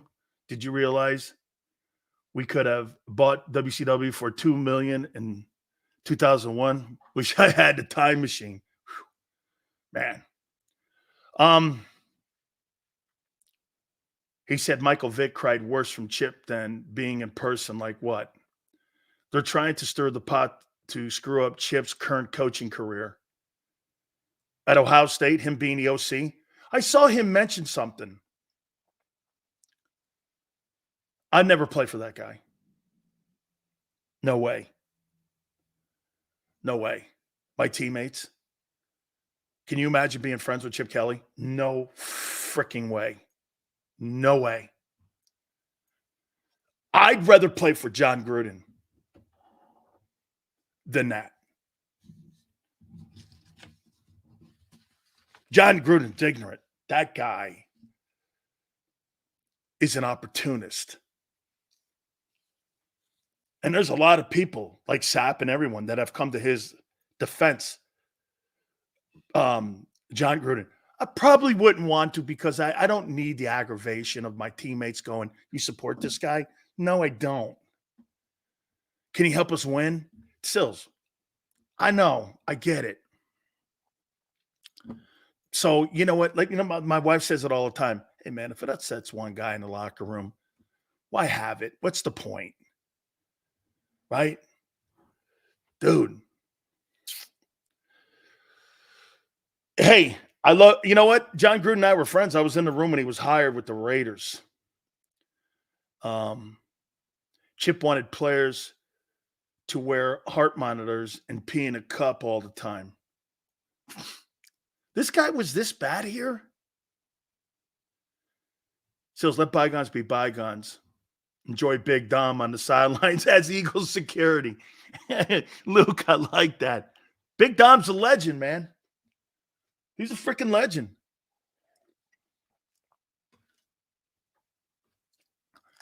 Sills versus Iron Sheik. I never wrestled him. I wrestled Ken Patera. And I wrestled Road Warrior Hawk.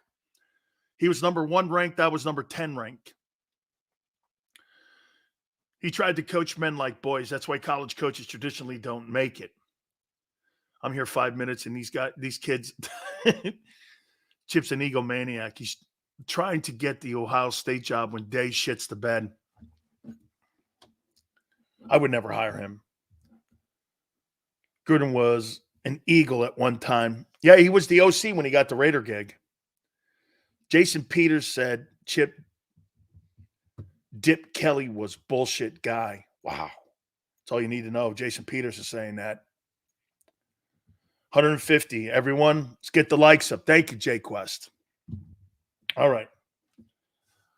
Let me throw something at you here. I want to show you how hard it is to play quarterback in this league. How many people would take Jalen Hurts over Derek Carr as a passer? How many people would take Jalen over Derek Carr, the New Orleans current quarterback, who Mickey Loomis thinks that they're going to have a pretty good year this year? Marcus says me. Jalen, Kevin. Jalen easily over Derek Carr. Jalen over Carr. Ibanez, Derek Carr. Tough call on that one, says Barb. Here, let me throw this at you. Here's Derek Carr's numbers last year. They were 9-8, 68% completion percentage, 38-78, 25 touchdowns and 8 picks. He had a better year than Jalen.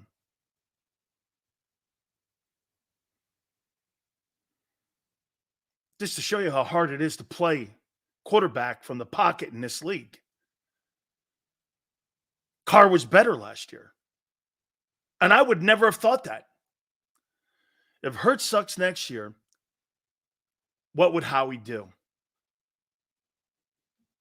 I'm going to write that down. I'm going to finish this topic here. And I like that. What does Howie do?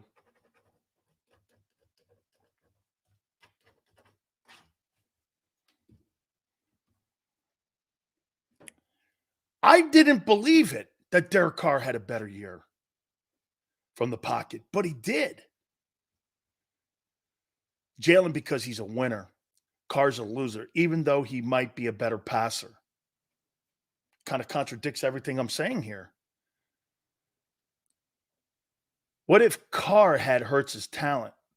Had Hurts' talent? I really do wonder. I don't think that thing sucks down in New Orleans. I think there's some ball players down there.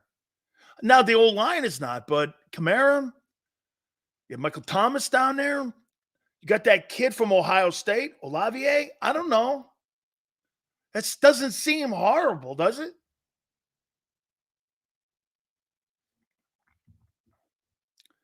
Howie gave Eskin the okay to make his statement.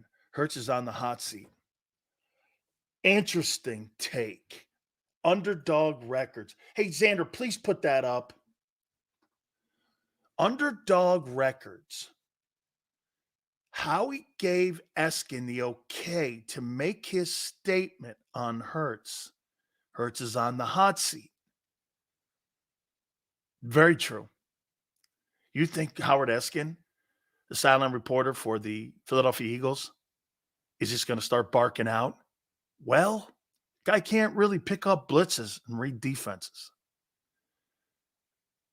And I was talking to Jason Kelsey, and Jason Kelsey said that. Isn't that just like a random comment about a quarterback? I don't know if it puts him on the hot seat, but you know what it does? Hey, underdog, I don't know if it puts him on the hot seat, but would this be fair? It puts him on notice. Would that be fair? It puts him on notice. What'd Yale say here? Get a reporter on from NOLA so we can get the skinny on them. Okay, we'll do that, Yale. That's a good idea. We'll start going around the NFL, get people from different cities in the NFC. I like that idea. We'll start in the NFC East, and then we'll work out. And you know what, too? Yeah, maybe we should do that when the schedule comes out on the 15th.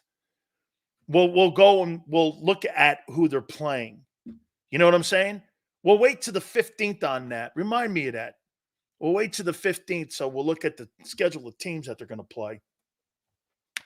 I don't want to sit there and cover the Arizona Cardinals if I don't have to. No, I think they're going to be actually good.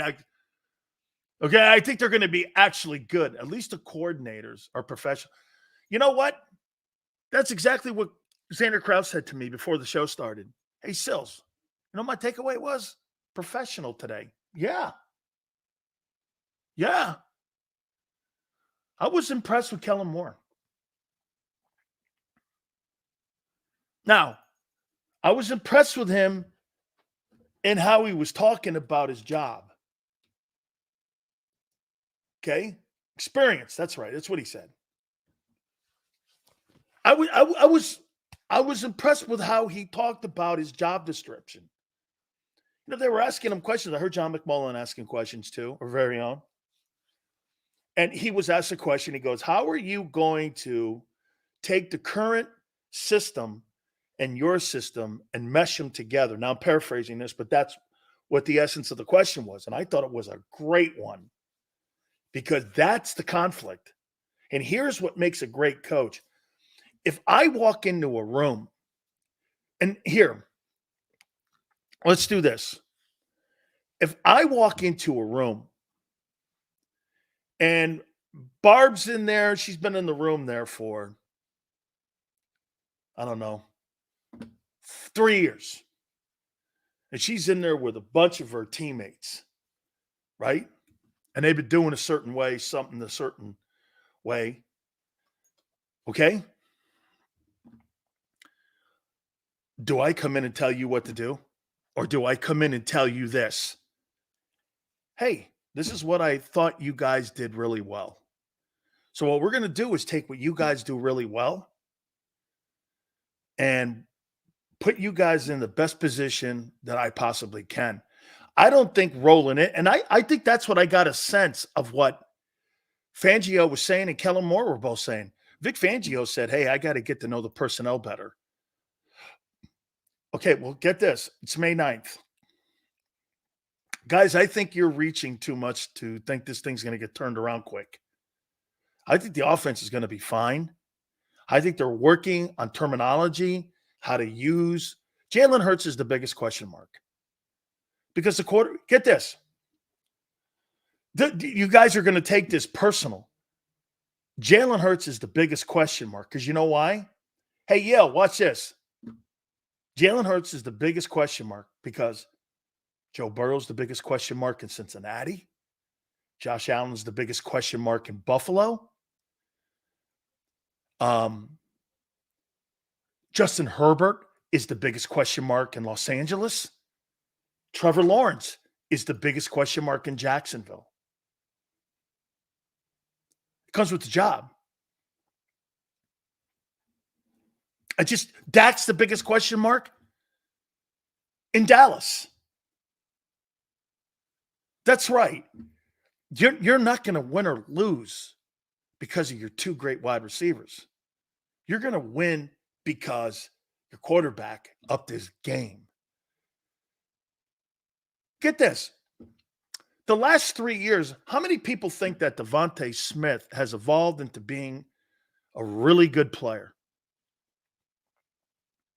Would you agree that Devontae Smith has evolved in being a better player than Jalen Hurts has evolved in the last 3 years? Would you?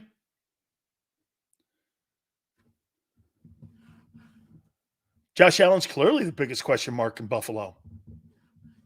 How many people believe that Devontae Smith has evolved into a great player and evolved better than Hurts? Okay? How many people believe that A.J. Brown has fit into what they're asking him to do over the last 2 years with 3,000 yards he's put up, right? Better than Hurts has evolved. Landon Dickerson's evolved. Jordan Mailata's evolved. Wow. Jalen Hurts hasn't evolved. To some extent. Look, I'm not saying he's the weakest link in the huddle, but he's behind these other guys now. He's behind Devontae. He's behind AJ. Hey, those guys are putting it up. You can't fault those guys. You fault the quarterback, and you're going to go bad coaching. Well, okay. That's an organizational thing. Remember what I told you? It takes three things: great ownership, coaching, player accountability. Those three things all have to sync.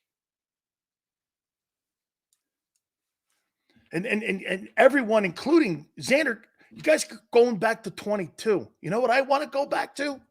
November, December games. I don't want to go back 20 games. We're moving further away from 22. Get this, 2022, when September comes, September 6th in Brazil, that is a lifetime ago now of games away that I forgot how good he was. Twiz goes 23's average. Well, average is not going to win you a Super Bowl.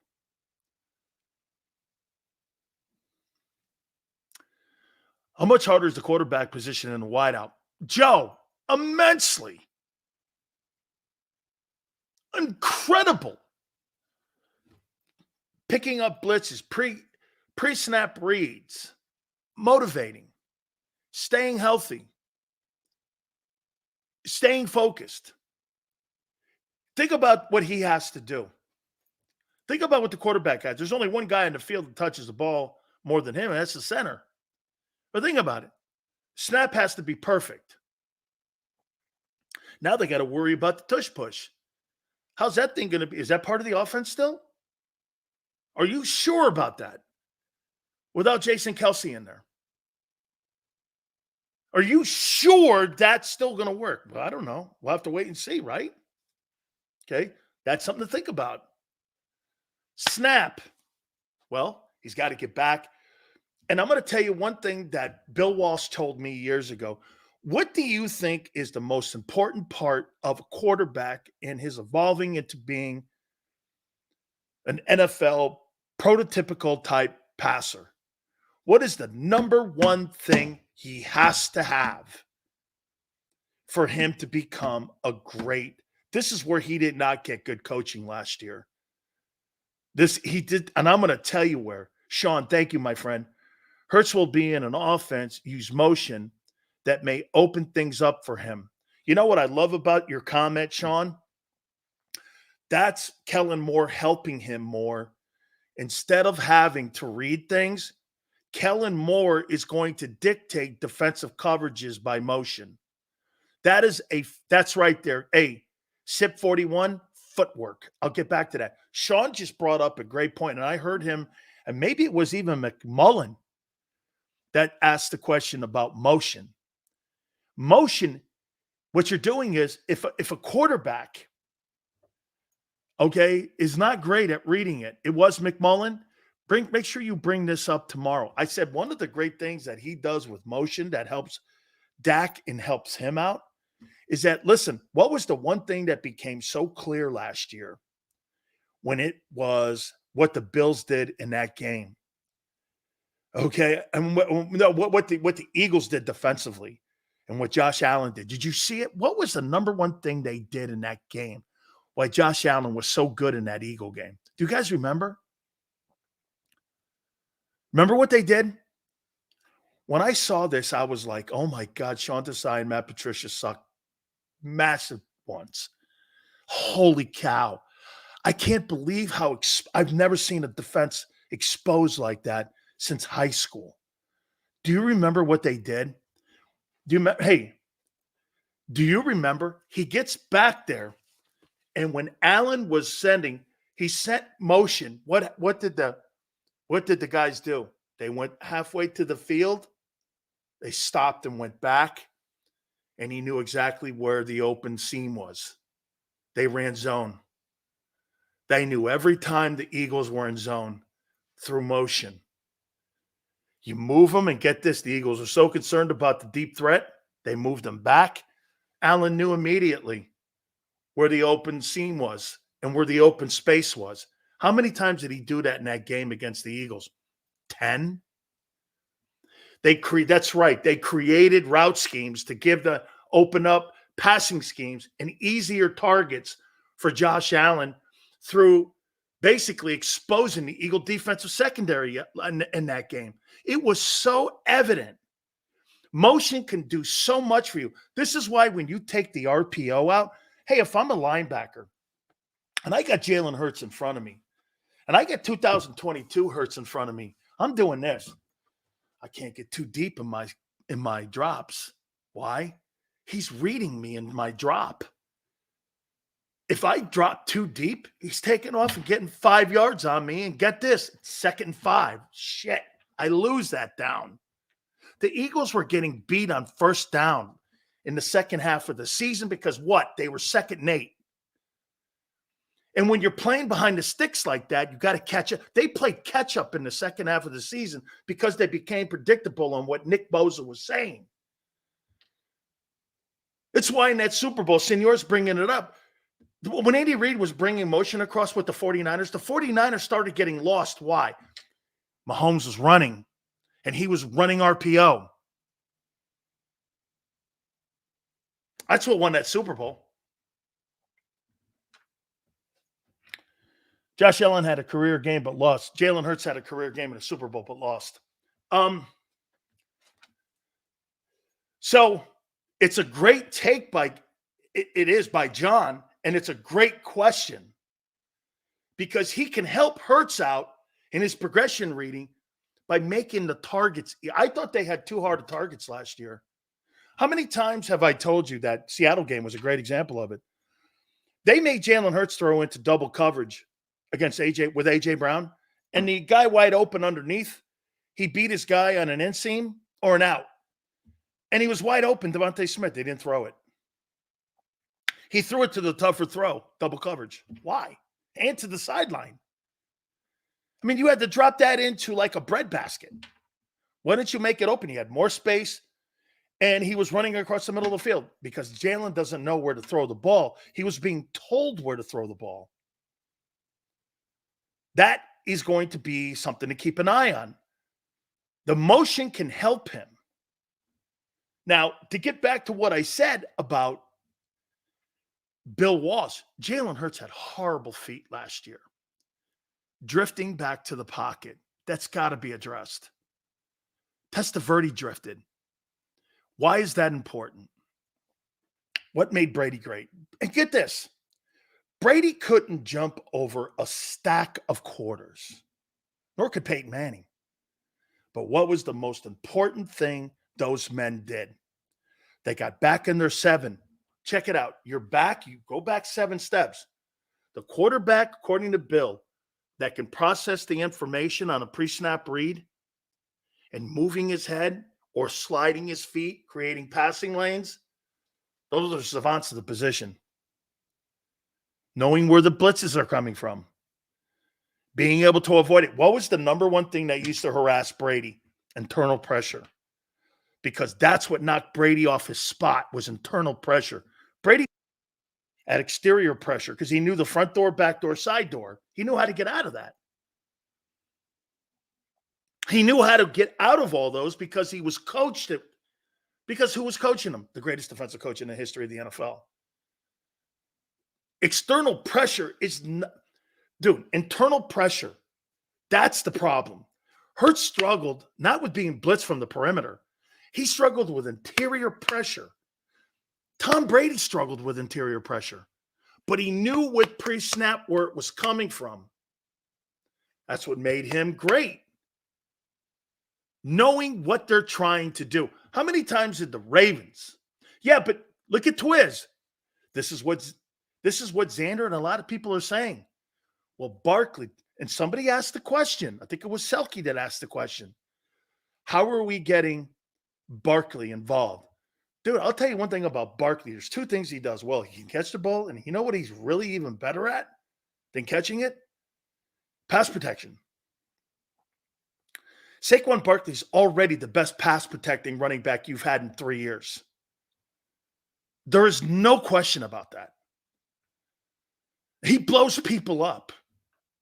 He's really good at that. He's brought in for pass catching and blowing. Dude, I'm telling you, I think if they get 900, 800 yards or 1,000 yards out of him, that's great. But you know what I think they really got him in here for? Catching the rock and blowing people up the middle. Because he's really good at that. And he's still good at it. He recognizes where the blitzing is coming from. Pretty smart kid, man. You watch him on film, he kills guys. He kills guys on that. I mean, his asset's going to be protecting Hurts. But the question will be, will Hurts be able to get him the ball and check? Brady made a career out of checkdowns. Hurts doesn't check down. He throws the most difficult passes of any quarterback in the league. I mean, throw the 5-yard pass. Punt. Live to live another series. It's okay. I mean, patience. I think Brian Johnson and Nick Sirianni struggle with patience. You know why that is? It's exactly what Xander said. Experienced coordinators have patience. Punt. And if you don't win, so what? Let the offense evolve. That's what the Chiefs did with their players. The Chiefs' offense was shitty all year, and as it started to get understanding on what it was doing, the players started understanding, they win another Super Bowl. Dude, it's not about the regular season. If the Eagles win 10 games, but they evolve by December being one of the better teams, who fucking cares? You know, honestly, when you guys bring up 10-1, it's the most insignificant thing. I get it, home field. It matters there. It does. But 10-1 is insignificant. How well are you playing? Hey, would you rather be 10-1 midway through the season or playing your best ball in December? A common sense answer. It's common sense. This thing is going to evolve into being, I don't know yet. How long? Here's the biggest question marks on your offense and defense. How long will it take to install this in game? And then what's the other most important thing? How is this going to be with in-game adjustments? You know, I heard something. This is why I'm a little excited about Kellen Moore. He said something that made me go, man, this guy's smart. Yeah, you know what he said? He goes like this. Pass protection, seam pass with a flare could mean something completely different than the left tackle. Does that mean I turn him out? Does that mean I block down? Does that mean I give him an influence block? What you're telling a guy with terminology in your mind that you've been doing in Dallas and also in Los Angeles, how does that affect the other 10? Do they know what you're talking about? Everyone's got to be on the same page. Because I could go like this. Hey, Canes YG, make sure you flare block. Okay, does the left side, what does the left side do? Fan? Slip and scoop? Do they influence? Do they block down? How's that affect me? So just because you call a play and you're killing, he's got to be cognizant. Okay, does the backside Y? What route does he run? Because he may think I run an in, but in my offense, I want you to run a seam. All that has to come into play. So terminology has to mesh. Get this, Yale, they need to study the playbook. Kellen Moore needs to study the Eagle playbook of a year ago because they're going to do a lot of the same fundamentals because that's what Hurts sees. I'm not going in there and revamping a playbook. Jalen Hurts has an idea of what that organization wants to do. You're not going to go in there with a new playbook and go, we're doing this. That doesn't fit the players you have. I mean, you gave me, dude, when you gave me a play, you know why it was easy for me to pick up the Cowboy defense when I got there? I had run it for 3 years in Miami. I got to Tampa Bay. I had no idea what a 34 was. I had never in my life been in a 34 from little footballs, junior high football. I had no idea. I have no idea. I didn't even know what the techniques were. All right, Mark Farzetta is going to join us real soon. Xander, where are we in the like button? Let's see where we are. I want to get to 200 by the top of the hour. I'd love to get to 2. Sills, you should be a coordinator with Seth. Love to get and see where we are right now. All right. We're at 175, 25 away from 200. I want to get to 255 today. Please hit the like button. Mark Farzetta is going to be on the other side with us. Hit the like button. Please keep it here on the National Football Show. If you missed any of today's show on the JAKIB Media channel, listen to the podcast on your way home. Available on YouTube, Apple, and Spotify.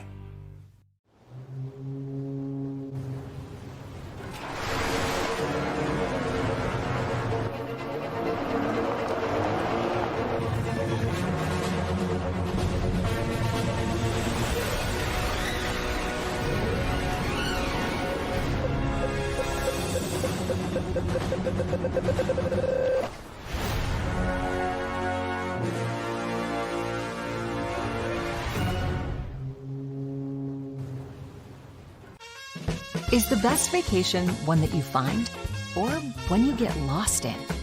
One that takes you to new heights or reminds you to go with the flow? To get your feet wet and your wheels spinning? One that lets you find your own rhythm or get carried away? Find the best of yourself.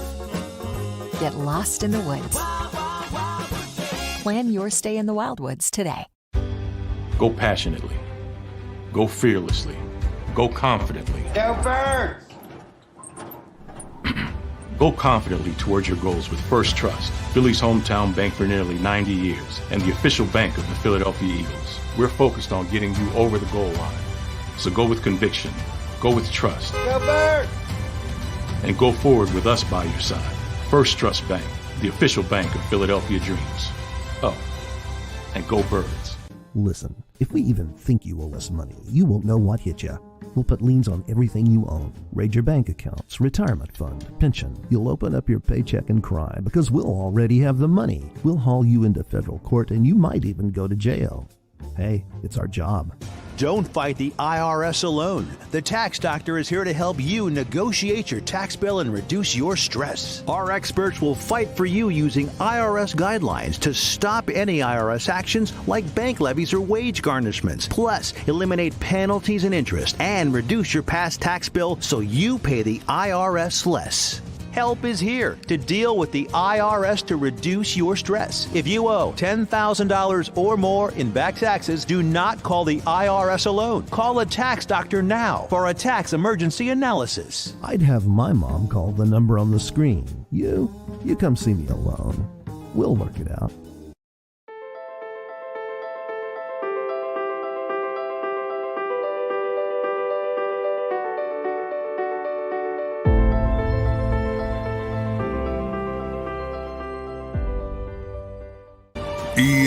EAGLES, Eagles.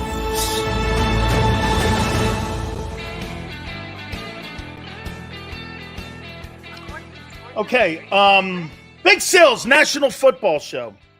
Write this down here.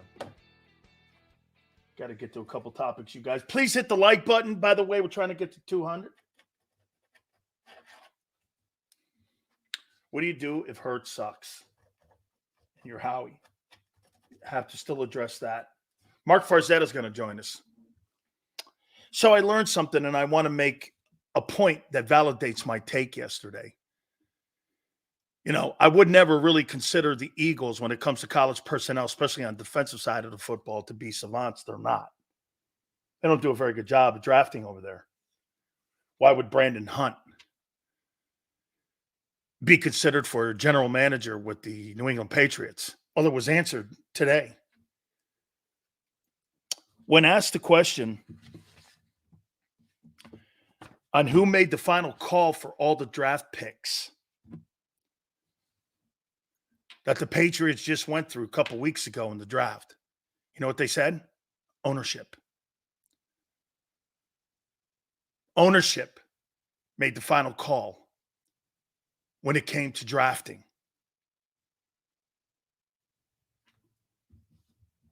He made the final call, which is more likely probably Kraft's kid in the analytics department.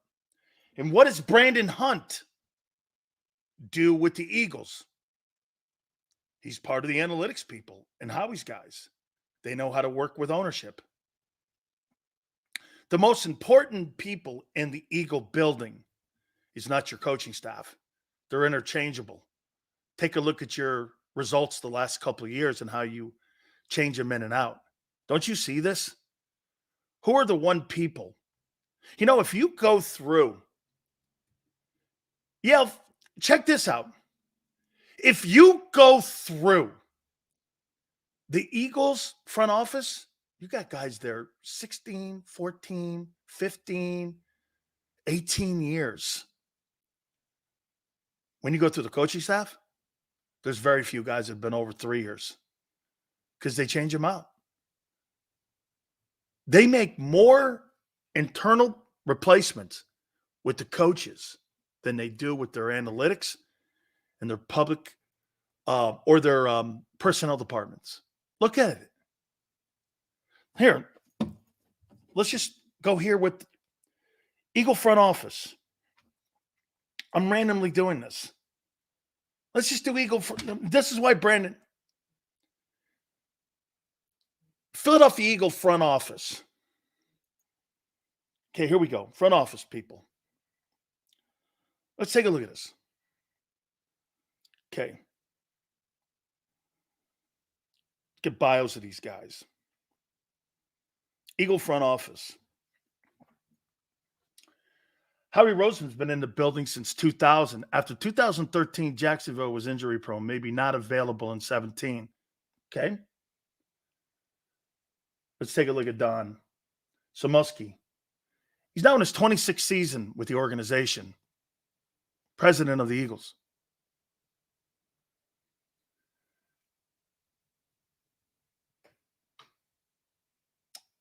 Let's see here. Let's get down to Howie's room. Here's Howie Roseman. How many years has Howie been there? Howie's been in, this is his 24th season. Okay. John Ferrara, assistant general manager. 18 years. Alec Halaby. 16th season.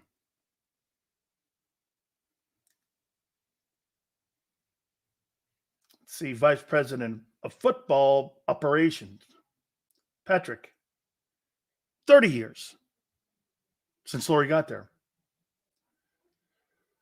Connor Barwin. This is his 13th year.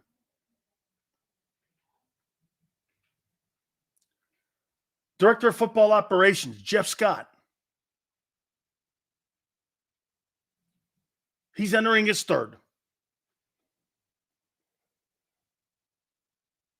The point is, all these guys have been there 20 years or more. They don't make any changes upstairs. That's your culture. Not your coaching staff. Doesn't that blow your mind that all the media people that told you that Nick, the coaches, and all those guys create the culture when none of them have been in the building longer than 3 years? No one on the coaching staff, except for Stoutland, has been in the building longer than 3 years. But the people above them have been in the building 20 plus years. All the analytics guys, the director of football operations, all them guys, the president of the organization, 30 years, 26 years. Here's your culture. So when you guys talk to me about a culture, your culture's not your coaching staff. Isn't that blow your mind? I just read to you the front office of the Philadelphia Eagles in the front office of the Philadelphia Eagles, most of the guys are there over 20 years. There's not a guy in that coaching staff in Philadelphia except for Stoutland that's been there longer than 3. That's pretty much all you need to know. There sits your culture, not your coaching staff. I mean, so when they tell you that, it's not true. The coaches have nothing to do with their culture. All about upstairs. A lot of good stuff. I'll tell you what, I like the coordinators today. I was more impressed with them. Let's bring on Mark Farzetta and bring our friend up here and see if we can connect here with our friend Mark Farzetta. Hopefully we can. Mark does a great job. He connects with us each and every single morning. He start off the JAKIB Sports. Yeah, Xander, looks like we're having a little connection issues here with Farzi. Hopefully we can reconnect here with him and get him up here because I'm not seeing him. Maybe you guys are, but hopefully we can. Let's see. Sills, he's there. It's your computer again. It's not freezing on my end. Let's see if we can bring up Mark now. Hey, Farzi, how you doing, brother? There we go. What's happening? How you doing, brother? I'm doing fantastic, my friend. I'm doing fantastic. What's going on? Mark, I just brought an interesting point up here that when people talk about culture of the Eagles, nobody in that coaching staff has been in that building longer than 3 years except for Stoutland, and yet everybody in the front office and analytics department have been in the building 20-plus years. That is where your culture is, right? If you're talking Eagle culture, not with the coaching staff. Yeah, everything with this team, it still baffles me that some people put the locker room before the front office in terms of like order of evolution, in terms of where everything, the epicenter of the Philadelphia Eagles, the heartbeat of the Philadelphia Eagles is in the front office. Everything stems nowadays from Jeffrey Lurie to Howie Roseman and then to the locker room. So that's where everything begins. I know a lot of people make fun of Howie Roseman meddling in everyday operations, game day operations, Jeffrey Lurie meddling more than he ever has with the Eagles and all that. But to me, that's the way it's been for a long time, especially, and I know his name is back in the news now for unfortunate reasons, but that's Chip Kelly. Ever since Chip Kelly was here, that let Jeffrey Lurie know, I can't have a babysitter anymore. I have to be a hovering parent. I have to be watching this team all the time, no matter what. So, yeah, everything starts upstairs. That doesn't surprise me at all. Mark, help me out on something. We'll move on from it. I'm not going to belabor that because all of a sudden I'll get inundated with Deshaun Jackson and Chip Kelly shit. And I'm going like, why? What's going on? I mean, and I did not realize that there were articles written and he was calling him a gangster. And he was, I mean, the worst thing you could possibly do to any player, let alone a black player, is to do that and label somebody that. To me, it's ultimately racist. You have a dynamic in the locker room where you've got to treat everybody equally. Was it that over the top subversive that he was talking to certain players? I mean, Mark, is this just coming out now or was that going on at the time? If I remember correctly, I want to say it was Brandon Boykin, of all players, that came out and we're talking about how Chip Kelly just didn't know. It was after he left. He went to Pittsburgh and he put out these allegations about Chip Kelly. And I don't believe they're necessarily racial undertones as much as they were racial statements. Yeah. Just saying that he was very uncomfortable, just did not know how to relate to black players on the team. And I remember one specific story came out with Chip Kelly not saying hi to players in the locker room. And I remember thinking that to me just sounds like an ass. It doesn't necessarily sound like a racist guy, but it sounds like an ass. The guy doesn't have any personal skills. And I always go back to what Jeffrey Lurie said after he fired Chip Kelly, which was emotional intelligence. Open your heart. And I'm like, are we still talking about football or are we talking about a daycare center? What's going on here? So that was something that came out with Chip Kelly back then. When the story came out around Deshaun Jackson, me and pretty much every other Philadelphia media member were thinking to themselves, all right, sooner or later, we're going to see in the next couple of weeks, we're going to see Deshaun Jackson do the perp walk where he goes over and, there's a perp walk. And then Chip Kelly would be almost justified. But the story essentially was Deshaun Jackson knew gang members. I think a lot of players know or have met or have been at the same party or social setting with gang members. And look, some of those people that they're associated with have done horrible things. That doesn't mean that Deshaun Jackson has done horrible things. And we were all waiting for that moment where, oh, this is why Chip let him go.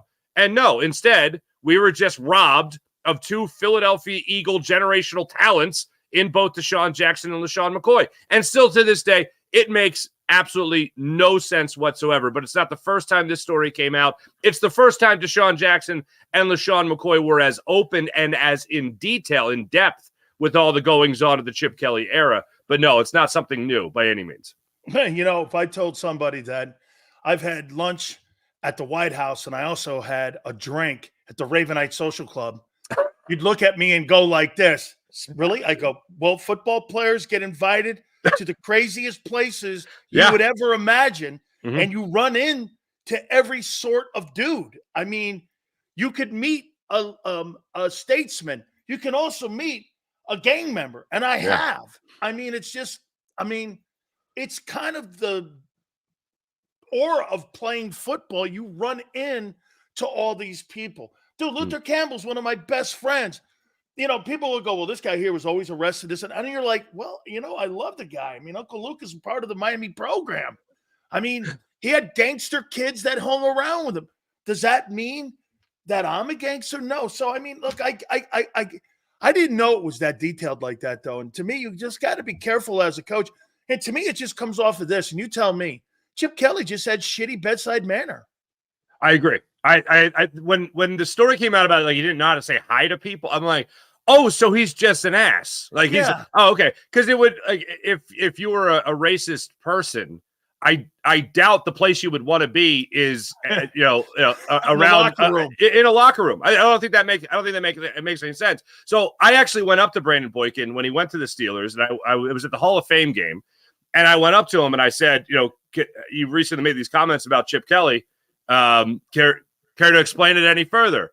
And I had the recorder out and everything, and he just went, and walked away. And I'm like, well, you can't just throw this out there. Like, what the hell, man? And then he didn't want to comment further on it. And by then, again, he had moved on from the Eagles. But just for the record, so what was the Ravenite like there, Sills? Interesting. I was half kidding. Oh my goodness. Wait. I'll tell you this though. You would appreciate it because they served a lot of cappuccino. Okay? You'd have bet a big hit at this place because cappuccino, it made the hair on the back of your neck in this old place stand up there. Okay. So, I mean, hey, what do you need? What do you need? You want a sandwich? You want a sandwich? No, I'm going to go get out of here. You didn't have to go upstairs. You didn't have to go upstairs, did you? Any more trouble than I already think I'm in. So let me get out of here. My friend takes me in. I'll tell you another day. There are people Googling Ravenite as we speak. Guy put on a good fireworks there during 4th of July. I won't lie to that, man. It was one of the better 4th of July that they put on. So when you guys are easy, Yale. All right, we move on here. Okay, there you go. Did you happen to see the coordinator press conferences today? And I got to tell you, Mark, for me, my takeaway was, wow. I wrote this down on them too. I said, it exuded confidence. You know what? I don't know on May 9th what it's going to look like in September 6th. I have no idea. But I'll tell you what. You heard them both talking. I heard the words competing. I heard the words assimilating. I heard the words meshing systems and terminology. There was a lot of detail kind of talk, a little bit maybe in the weeds more than what people wanted to hear. But I don't know. It just sounded professional.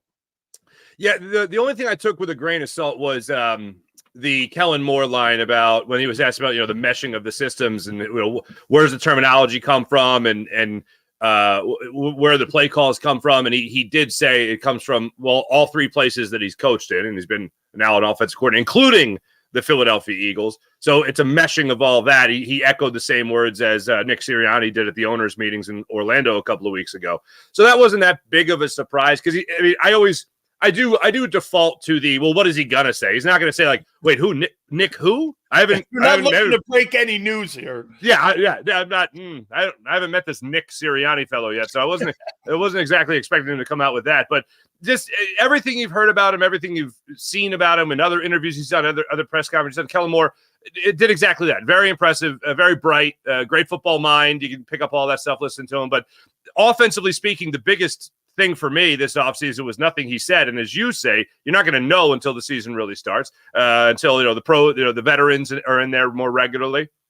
But the read option being a part of the offense, the zone read being a part of the offense, the Eagle, I don't know if I've ever been more excited for a mundane B-roll practice clip, more so than I was seeing Jalen Hurts and Saquon Barkley at the NovaCare complex practicing the read option and practicing that mesh point. I agree. I agree here. I do. Let me throw this at you here.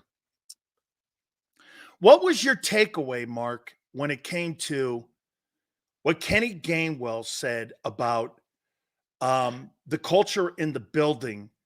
And when he was asked on a show the other day about what was the issue at the end of the season, his comment was more this.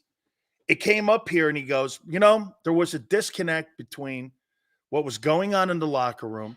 He kind of pointed it to the front office, and then I think kind of hedged his bet and didn't want to throw the coaching staff into it. But what was your takeaway from what Gainwell said? Nick Sirianni. If you had to name the disconnect, it was Nick Sirianni and the specific moment. And you and I have talked about this plenty of times. And I know on my show I've referenced this because I thought it was so impactful in the season. The same week that A.J. Brown finally addressed the media and all that, a day or two later, Hassan Reddick addressed the media. But because there was already, the sexy the name of A.J. Brown, the position, and everything he said, he finally unloaded. Because he spoke, that buried the other lead that should have been that week, which is Hassan Reddick saying, quote unquote, the higher-ups wanted to make the decision of moving on from Sean Desai to Matt Patricia. And that's what they did, and that's that. Not the coach, not Nick Sirianni, the higher-ups, the front office. So for me, you've neutered your head coach at that point. Everyone's had a job where they understand that the guy in front of them is, he might be the boss, but he's not the big boss that can fire you. So you just kind of go, yeah, whatever. All right, fine. And then the big boss comes in this case, it's Howie Roseman or it's Jeffrey Lurie. And that's the person that's really in charge. If you're an NFL coach, everyone around you has to know that you are in charge. Even if you're not the person making final say on personnel decisions, people have to look at you like, oh, this guy's in charge. When the Eagles moved on from Sean Desai to Matt Patricia, that made Nick Sirianni look like a fool to the rest of that locker room. So when you talk about a disconnect, it's not that crazy to think that at 10-3 or 10-1 at one point in the season, it's not that crazy to think that all of a sudden the front office decided to flex after 2 losses and dropping to 10-3 on the season, that they made the panic decision of abruptly changing their defensive coordinator, at least who had the power at defensive coordinator to call plays. And the rest of the locker room looked around and went, wait, what are we even doing here? Hold on a second. If the guy's not here making a decision, then what are we doing? But Mark, here's my problem. Why is it so important for the front office to have this impression or this look that the coach is the important people? When you look at, I just referenced, the front office never changes. The guy's been there 30 years. Mm-hmm. You've had coaches in and out the last 6 years in that organization. It's constant revolving door. Nobody in their right mind believes that the coaching staff, it's got to be the least safest job in all of that building at the NovaCare Center, being a coach for the Philadelphia Eagles. Any coach, because they look at themselves with their culture and what they do, but yet they'll sit there and try to tell you, well, Nick made the call on Desai. No, he didn't. You did. Mm-hmm. Nick made the call on drafting this guy. No, he didn't. You did. Nick made the call on this coaching being hired. Brian Johnson. No, he didn't. You did. Why is that so important to lie like that? It comes off, if you're a player in that locker room, Mark, it comes off like you're lying. Mm-hmm. I don't trust you then. When shit goes sideways, you're not the guy I'm going to. Mm-hmm. That's why that team fell apart. Yeah, I think the disconnect came from the front office to the locker room, and the disconnect in the middle there is Nick Sirianni. I think the players like Nick Sirianni. I think the players respect Nick Sirianni. But once a move like that was done, it's like, hold on a second here. What is he? I hate to go back to the cliche question, but like, hold on, what are you doing here? Anything to do with decision making, whether I respect you or not. Mm-hmm. Right. One more thing. What my other takeaway from it was, so hold on a second. There's a disconnect. And now without Jason Kelce, without Fletcher Cox, it's going to be better. and a Jalen Hurts that's supposed to be stepping out a little bit more as a vocal leader. I'm not saying he's got to pick up pom-poms. I'm not saying he's got to flip over a table. I'm not saying he's going to really start chewing people out or anything like that. But without Jason Kelce and without Fletcher Cox, the disconnect is going to somehow improve. That is concerning. That's a little concerning there. Tell me if you thought this was concerning. So Howard Eskin, Mr. Mouthpiece of the Eagles. Me and Angelo like to dub him. By the way, I kid him, man. But I'll tell you one thing. He was right about Embiid. And I'll say this to you. This is what he said about, he goes, I listened to the interview today. And he goes, I was talking to Jason Kelce. Jason Kelce used to say this, Jalen, the blitz is coming from the A gap. Be prepared. He would set the blocking formation. He would set the blocking protection. And he would turn to the quarterback and go, hey, this is where the blitz is coming from, internal. He still couldn't pick it up. I mean, we're now going on year 4 starting. How in the world is that going to improve with a more inexperienced center? Now you have another coordinator coming in. You don't have continuity yet. You don't even know what the terminology means yet. If you're Jalen, you're trying to work through that right now. I mean, I don't know how concerning that is when you're looking at RPO gave him a target to throw to. Mm-hmm. If you're asking him to be a progression reader, he struggles with blitz pickup. He struggles with reading defenses. Are you concerned with this going into year 4? Absolutely. It's one of those things I have confidence in terms of Cam Jurgens being a good center.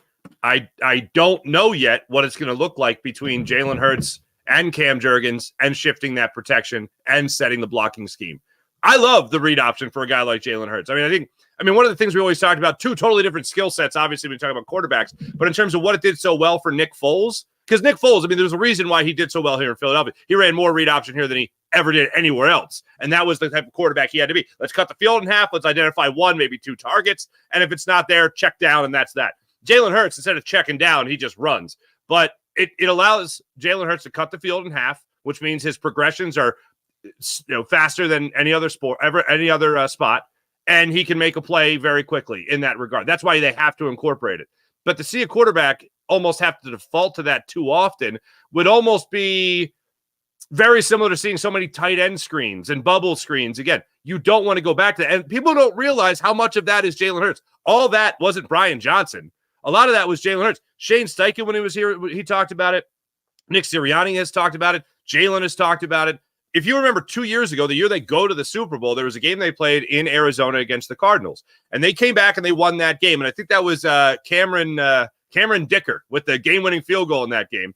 Throughout that game, you saw bubble screen, tight end screen, bubble screen, tight end screen. And afterwards, it came out through Jalen's own admission that was more or less his own comfort play. It's easy for him to just turn, fire, and his job's done. But if Cam Jurgens is all of a sudden not on the same page as Jalen Hurts, or Jalen Hurts isn't on the same page as Cam Jurgens, then you're going to be seeing more of the bubble screens. You're going to be seeing more of the read option. You're going to see more of a predictable offense again.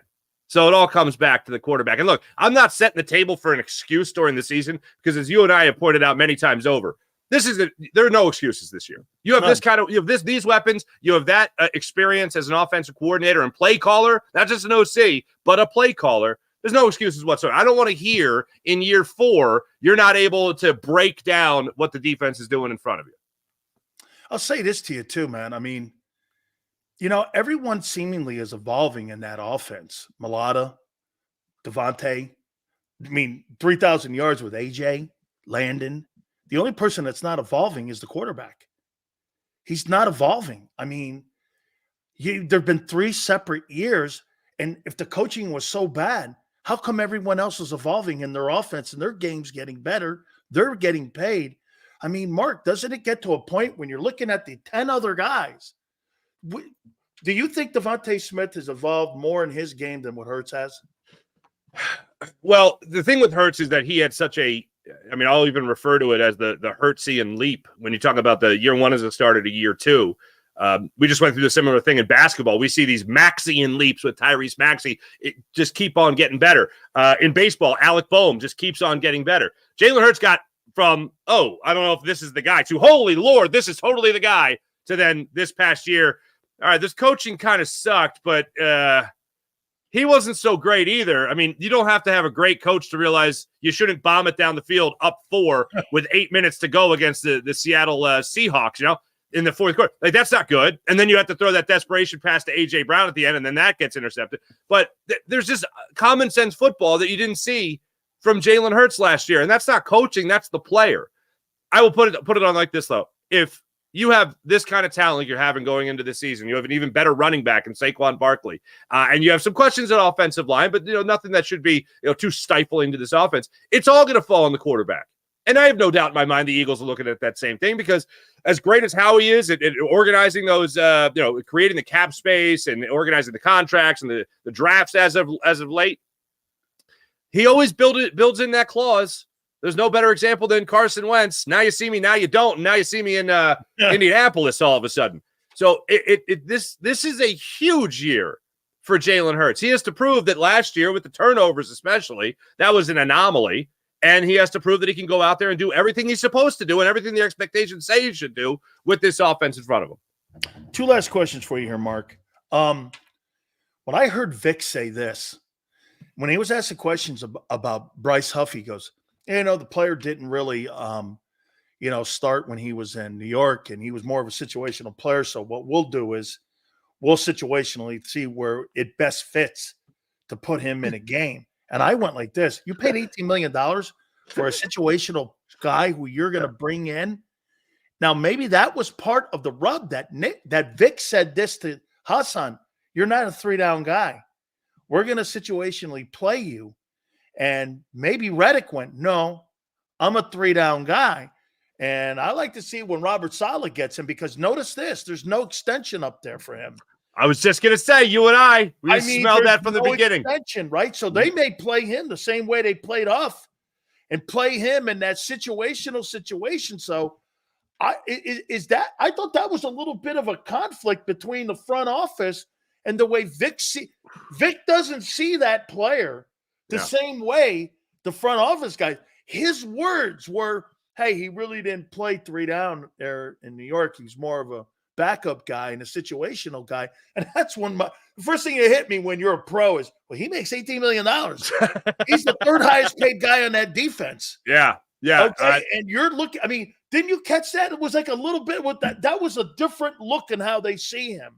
Or he sees him. There were 2 things that made me go, huh. Well, actually 3, if you include that he still eats at the stadium, at the bar around the corner from the stadium, the Palladium. I like that. The other thing, and I forgot he was a coach with the Stars, the Philadelphia and Baltimore Stars. Yeah, he's there with Mora. Exactly. And Sean Landeta was playing for the team. All right, so that's crazy. So that jumped out. The other thing was you never hear. It's all about honesty with Vic Fangio, and I like this. So first off, you're not going to say what you said about Bryce Huff if you're not honest. Because it's not like you're going to be looking to piss off the people that just hired you and the people that have just been, yeah, exactly, and who paid them, and the people that have apparently wanted to hire you a year ago. So we're like, damn, son, that is something there, Vic Fangio. Good for you. And then the other thing was, you never hear anyone come out and say that, especially the older coaches, the set in their ways coaches, especially a coach like Vic Fangio, who's got his own scheme named after him now. But what's it take to run your offense at a high level? And Vic Fangio goes, good players. I was like, oh, all right. So that made me think, oh, look, it's not just look at my scheme and how brilliant it is. Everyone can have success in my scheme because I'm brilliant. No, it's like, I need good players. So if you want to be a good player and you want to perform at a high level, you got to do it in this scheme because it'll benefit the skill set that you already have. But when it comes to a guy like Bryce Huff, I found it fascinating, absolutely fascinating, that the front office went out of their way after they had already hired Vic Fangio to pay $51 million over 3 years to a guy that just got the biggest promotion of his life. And that's what it is. At least I thought it was going to be the biggest promotion of his life. Just because he got paid more doesn't make it a promotion. Promotion means he's playing 70, 75% of the snaps, like a guy like Hassan Reddick did. To see that he's only, well, possibly after that answer from Vic Fangio, going to stick to about 41% of the snaps. Are you serious? What? Huh? How does that make any sense to spend that kind of money for a guy that's going to play less? And as of right now, this and play on the same contract he would have been playing for you here in Philadelphia and at a higher level. I still, it blows my mind that you wouldn't want him to play like you made Javon Hargrave play on that final year of his deal. Yeah, and make him play. He's not going to hold out, dude. He's been waived 2 times prior to that. Yeah. He's not sitting out, and you could have had him for the same money. It's just still, the meltdown of 1-6 and that move still very eagle-ish. They don't want to answer the question here. I want to He also, real quick, he also said it was Jalen Carter's going into his 3rd year. And obviously that's not true. He doesn't know the Second personnel. year. What I came away with, Mark, he doesn't know the personnel yet. I mean, yeah. He doesn't know the personnel. And he still getting, because he even actually dressed and said, hey, getting to know the personnel is going to be an issue. And somebody actually asked a brilliant question. They went, these guys have had 4 coordinators in 3 years. Is that a challenge to try to mesh and to try to because if you think about it, if you've been there 3 years, you've been told 4 different things to do. And one time in the same year, you were told 2 different things to do. If people think that's going to be an easy transition and seamless, I think your expectations are way over the top here with this. And one more thing, kind of, it's not a positive thought, and I'm a pretty positive guy, except when it comes to sports. But when it comes to Vic Fangio, I hate how much of a big deal it is that he grew up around here.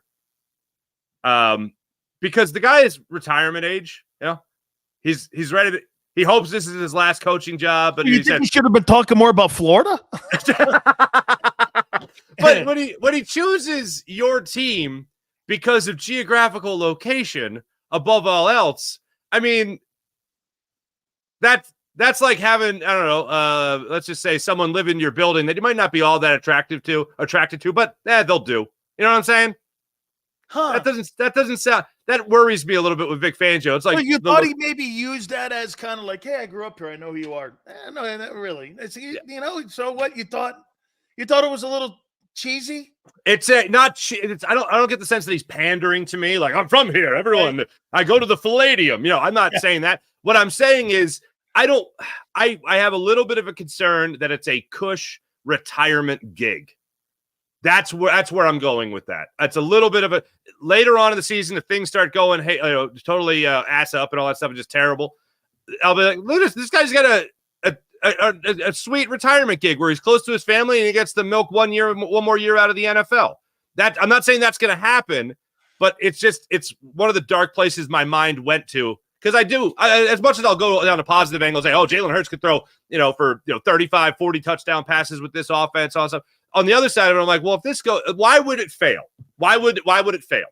Well, it could fail for a number of reasons. And one of those reasons that maybe Vic Fangio is not the cure-all to this defense. Maybe the personnel that he might have still yet to meet a lot of them and understand their skill set. Oh, maybe this is just a cush retirement job for him. I'm not saying it is. It's not a report.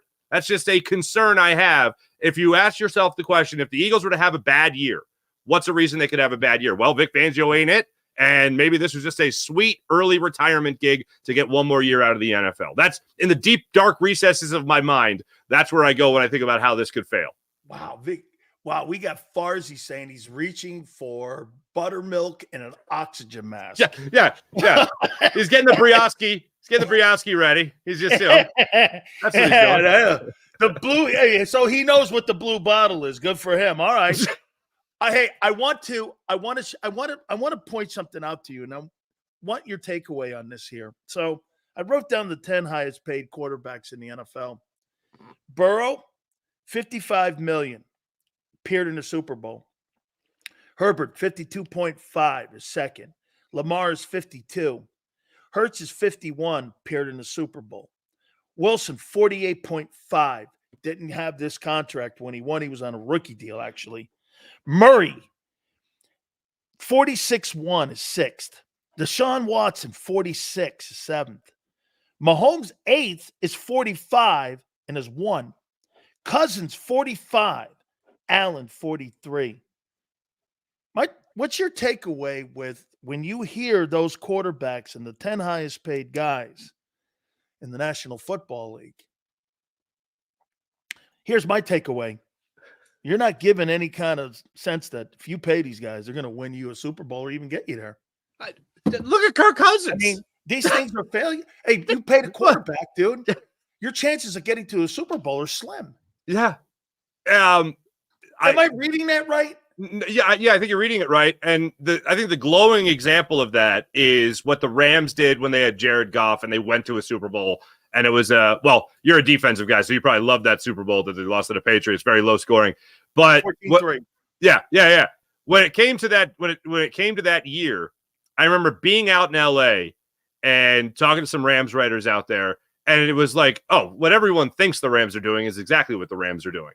The Rams are just right now, before they have to pay their quarterback anything, they know at the least, and this is what I thought was interesting, what they have at the least in a number 1 overall pick in Jared Goff was a good game manager.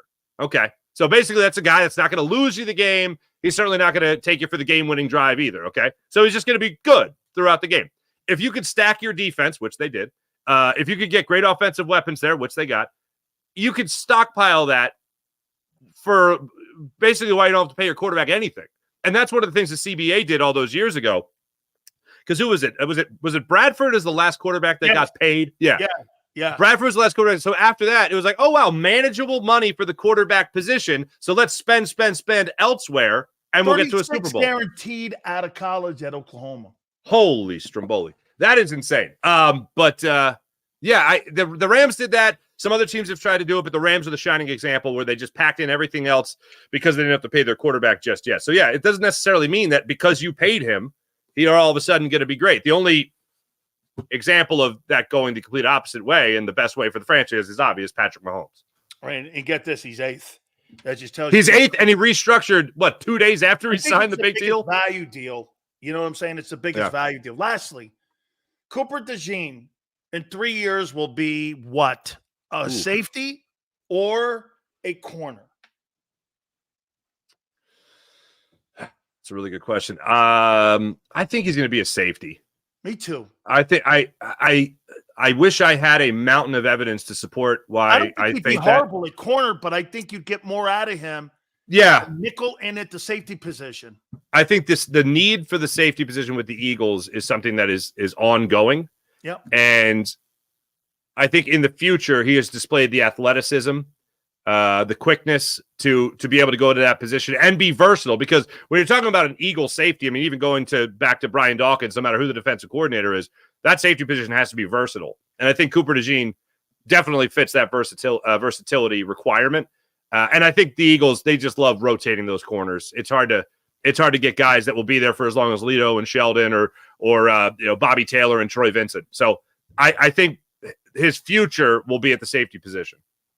Mark, I'm going to show you 2 pictures of Big Sills. I just thought about it here. And hey, Xander, show him first the football picture with Big Sills here at 338 pounds. If we could do that, and then if we can do that, I don't know if we can or not anymore. I don't know if you got rid of them.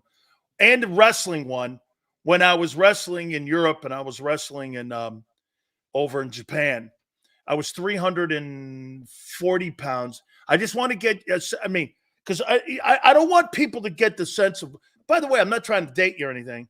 What I'm trying to do is just show you here. If Xander, are we able to do this here? I want to be able to do this. Okay. Here's Big Sills here, football picture. Okay, hands up high. Nice. Get this. Wait a minute. 1, 2, 3, 4, 5 brothers. Okay. 5 brothers in that picture. You know, I'm Italian, so we're all there with that. There you go. Naturally. Right. Now so Farzy, the wrestling one, where Big Sills is the wrestler here. And this is me at, I think, at around 340 pounds. I think you're going to dig this one. Boy, oh boy. Look at the neck. Oh my God. What neck? What? Are you kidding me? Look at that thing. That's amazing. A water buffalo. Are you at the late great Tony Saragusa? Were you guys from the same part of the boot? You guys could be brothers. Oh yeah, of course. Dog, you know what do you think? Yeah, right. I'm not up there with the Frenchmen. I'm down there in the bottom with them guys. Are you kidding me? Oh my God. Hey, that's great. That's awesome, man. That's awesome. I don't know, man. Maybe because it's your paisan and all, man. I wouldn't show that to a white guy. Anyway, hey, hey, you do such a great job, dude. I mean, I got Barb all hot and going over here, man. She really loves to see those pictures. It's all good, Barb. Hey, Farzi, you do a great job. Babs in the chat. Babs in the chat. Yeah, Barbara Carroll. Oh, Babs. Love Babs. Babs is great. Dude, let me say this to you, man. I love that. I got more chicks that watch my show today than actually in my own home.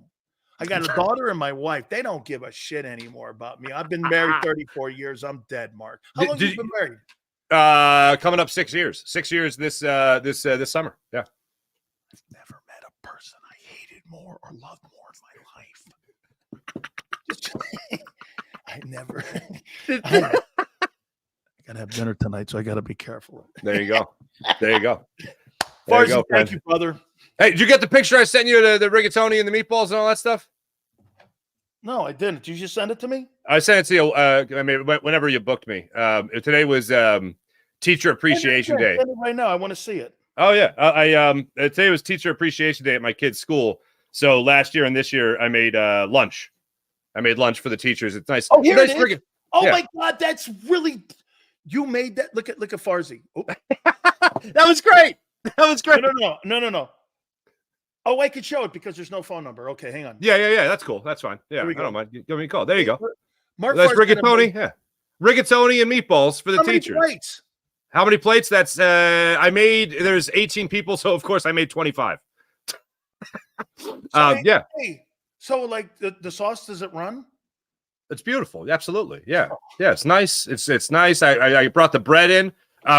Real quick, I'll just say this. My daughter, she's 4, and she came up to the kitchen while I was just laying everything. I made it at home, brought it in, and my daughter's just touching all the bread, And I was like, I said, Emmanuel, you stop touching the bread. That's the last piece of bread. And she has her hands down below the table, and she goes, "Okay, Daddy, my last piece of bread." I said, "That's your last piece," and she goes, "But I also have these 2." And she held up her hands, and she also had 2 big pieces of bread. I was like, that's my girl. I love that, man. Farzi. So I sat down. This was years ago. My wife's mom made some spaghetti, and I looked at my plate, and she goes, "Eat it." I go, "What?" I went like this. Look, there's water on the plate. I'm not eating anything with water on my fucking plate. It's not happening. Spaghetti sauce should never have condensation. You know what that comes from? Yeah. It comes from the fact that you didn't cook them long enough, and the tomatoes have too much water in it. You have to cook them you have to do it on the stove, and you have to get that. You'll see it come to the top. Yeah. Nobody in America, for all you white guys, no Italian would ever have a plate where sauce runs. It's just un-Italian, man. Yeah. No, now I'm thinking about plating it. Yeah, no, it definitely did not run. It's the tomatoes. Okay, because sometimes the tomatoes in the can will have too much condensation, and you have to cook them. And you got to keep an eye on that, because you know what? Because one day my wife made a pot. She's great. She makes an unbelievable sauce, man. I mean, she learned it from my grandmother. It was like a 300-year-old recipe we have. And she learned how to cook it. And she looked at the sauce, and it wasn't cooked long enough, so she threw it out. I was like, holy, come on. Yeah, because, when I'll tell you what, 1 in every 300 she doesn't get right. Farzi, don't let this fat dude tell you how to cook. That comes from a part German. That comes from a part German Italian. Give me a break. Yeah, that's only good things happen when those mix. You know what I'm saying? Oh, hey! Oh, what? Too soon? Too soon? What? Come on. Anyway, and hey, you know what? It's like a Kennedy joke. Is that too soon? I don't know. I mean, or Lincoln. I don't know. Hey, I laughed through the entire Tom Brady roast, so I'm not easily offended. He's not going to be a very good analyst. I'm going to tell you why. He had to go back and kiss Giselle's ass and apologize for all the shit they said about his old lady or his ex. And in my opinion, I think that's going to hurt him because, hey, Barkley lost Jordan as his best friend. He had to be critiquing him as an owner running the Hornets, right? He wasn't very good at it. Same thing with Phil. You lose friends when you and I. Hey, how many friends have you and I lost over the years because when they were in sports, you and I were critical of them, and you said something, they came back and went, "Hey, man, I heard you talking shit on me like that," and I go, "Well, if I'm wrong, you let me know." Yeah, right. He goes, "Well, why don't you have my back?" I go, "Well, I'm not going to have your back when you're wrong." Right. Yeah. I go, "This is about my," and then he goes, "Oh, so my friendship." I go, "Hoss, my career that I'm building here, I have to be truthful because if I'm not truthful, they'll think I'm a bullshit artist. You at least have to be truthful." A lot of like ex-athletes and stuff that just jump in the seat shortly after playing. That's the toughest.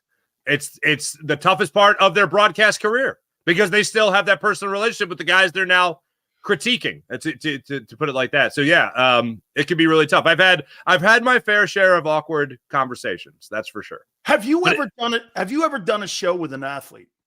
Oh yeah, certainly. Okay. Yeah, Hugh Douglas, Hollis Thomas. Yeah. Okay, so Hugh Douglas. Okay, so when you're doing a show with Hugh, and this was probably when Hugh first got into it, right? Literally retired and then was in the booth. Yeah, or was in the studio. Yeah. Was it awkward for him to be in the studio with you interviewing another athlete when you asked, or was it more for you awkward because you didn't want to insult your partner? Because that's why, Mark, this is why I don't do partner radio. Right. Because if I'm in the room, I may ask an asshole question, and I don't want your relationship to be affected by that when I'm asking something. I mean, did you feel that may have made you feel more uncomfortable having him in there because you had to be concerned about his relationship with that player? Well, I was aware, just as I was when I worked with Trey Thomas for those years, I was aware that he still had relationships in the locker room. So I tried not to force him into those situations because then you could lose the guy. No, you have to rip this. But then it's like, oh, wait, why am I even here? I don't want to do this, But both of them really adjusted to it really naturally. Hollis Thomas was ready to go from the start. He couldn't wait to come in, man. Guns blazing. He's quite a character. Yeah. Oh, he's awesome. I love the guy. Love all three of them. And Hugh was interesting because he was probably the closest to playing. Yeah, he was definitely from playing to the microphone. It was like he was at Lehigh. He hurt his shoulder, and then he was in the booth next to us at WIP. So there was definitely a transition period for him. He was never afraid to pull punches or be honest. Same thing with Hollis. Same thing with Trey. Some of these guys still had relationships with those players, but the guy that probably took to it, other than Hollis, Trey, he oftentimes wouldn't even say guys' names because he didn't know them. He just knew the jersey number. No, but this is a huge compliment to him because he would break down film and just look at the jersey number like a coach would or an opponent would. So a lot of times he just look at it and be like, "Oh, that was Andre Dillard? No way." Like that kind of thing. So he'd break it down like that. But for some guys, it is very difficult. And in the first year or two, when the team looks really similar to the team that they left, that can be a really awkward thing. More often than not, and this was true for Hugh, this is true for Hollis, this is true for Trey. They say, "Hey, look, I got to be honest. I don't like I know players that still won't rip Andy Reid because they love Andy Reid so much. But when it comes to players, they'll say, look, I got to be honest. That's not how we're coached. That's not how that play is coached. That's not how that tackle is coached. That's not how you do that. That's not the way you do things." So I give them credit for acknowledging that their new job required them to critique their old one. And those three guys jumped to it quickly. Yeah. Here was my biggest transition problem. And it got me in trouble early in my career, even though, I was at this place for 15 years. I still had the locker room lingo. And the locker room lingo, it's not society lingo. No. And so when you say something, you can say anything in a locker room and no one's offended by it because each and every single one of you have a personal relationship in the building and you know where you're coming from. You make a comment or you make a statement about something or you use a word. Someone out there is going to go, "Holy shit, did you hear what he said?" And I'm like, "Oh, crazy." And then get this. all my friends call me because I got canned in Tampa because I said something. All my friends call me, and Daryl Talley calls me and goes like this: "Hey, man, hey, how you doing? I thought we were boys all these years." And I got Jonathan Vilma called me and ruined me laughing. And I'm going like, these people will never understand. So that was something that for me, I had to understand that, hey, the shit that's in the locker room, you can't really say because you live, you've practiced, you eat, you travel with these men. They know where you're coming from. The people you're talking to, you don't. So you got to always be cognizant of that. I guess it means you have to be more professional. Their version of professional, the normal world's version of professional, the locker room professional is still professional. It's just professional in a different universe. But yeah, a lot of players have to adjust to that as well. Yeah, it's not an easy transition there either. How about this with Brady? I'm going to tell you one last thing on the way out the door here. So I text Teddy Bruschi. He was there. He wasn't on. I don't think he was on stage. He was no.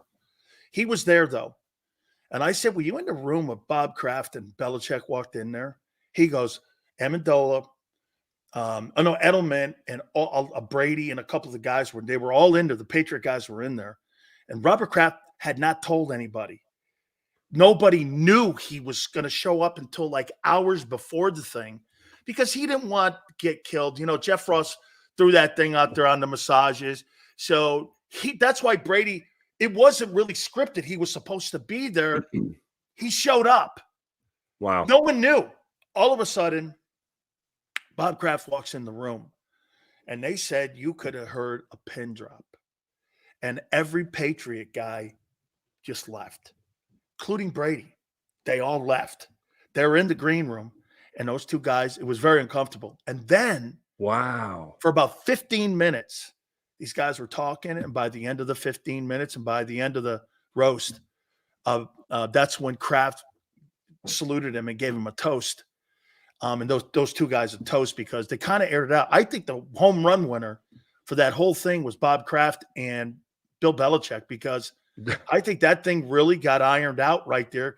You couldn't do it without each other and Brady. Yeah. So those two guys, I thought it was really great to hear that those two men had buried the hatchet. I mean, doing the shot. Yeah, doing the shot together. Doing the shot, talking it out. I mean, hey, that's great for the relationship. You're never going to – you think you're ever going to get Michael Jordan up there on stage like that and have somebody Michael Jordan's going to be in a fist fight with somebody.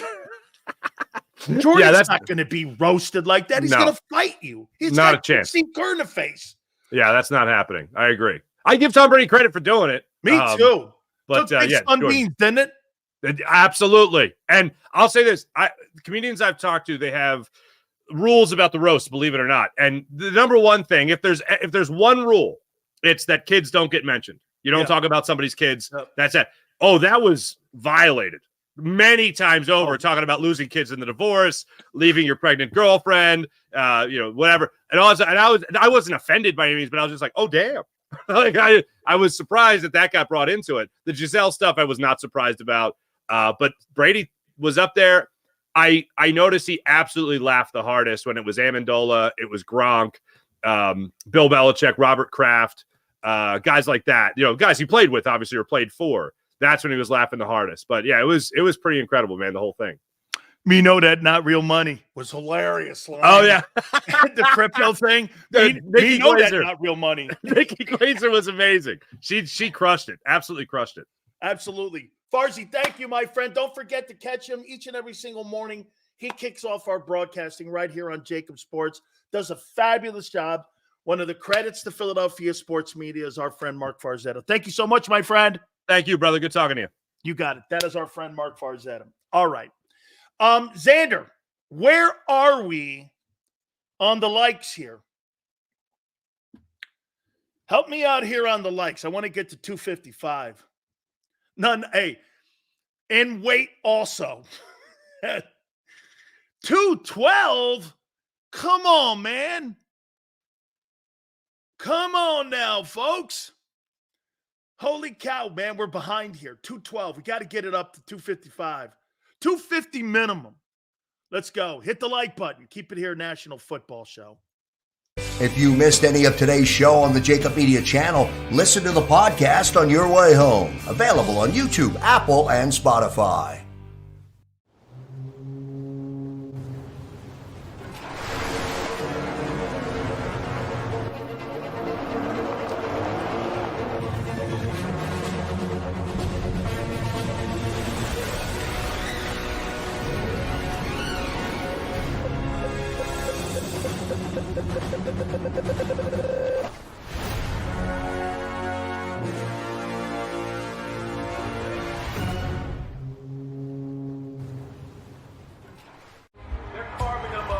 good play calling along the way. First and goal at the 6.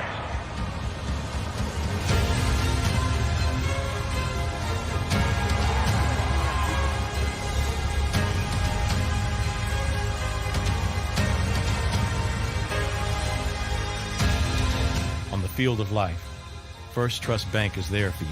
Champions on 3. 1, 2, 3. Because Philadelphia dreams deserve a Philadelphia bank. Heading down the shore. Have a ball once more. Here, imaginations run wild and time stands still. Because here, you can find the best of the Jersey Shore, all on one 5-mile island. So leave the old you behind and get lost in the woods. Wild, wild, wildwood days. Plan your stay in the Wildwoods today.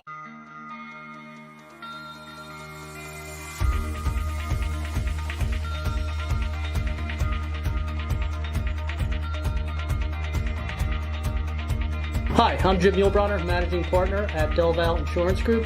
Give us a call. We're a local, knowledgeable agency, not an 800 number. Go Birds!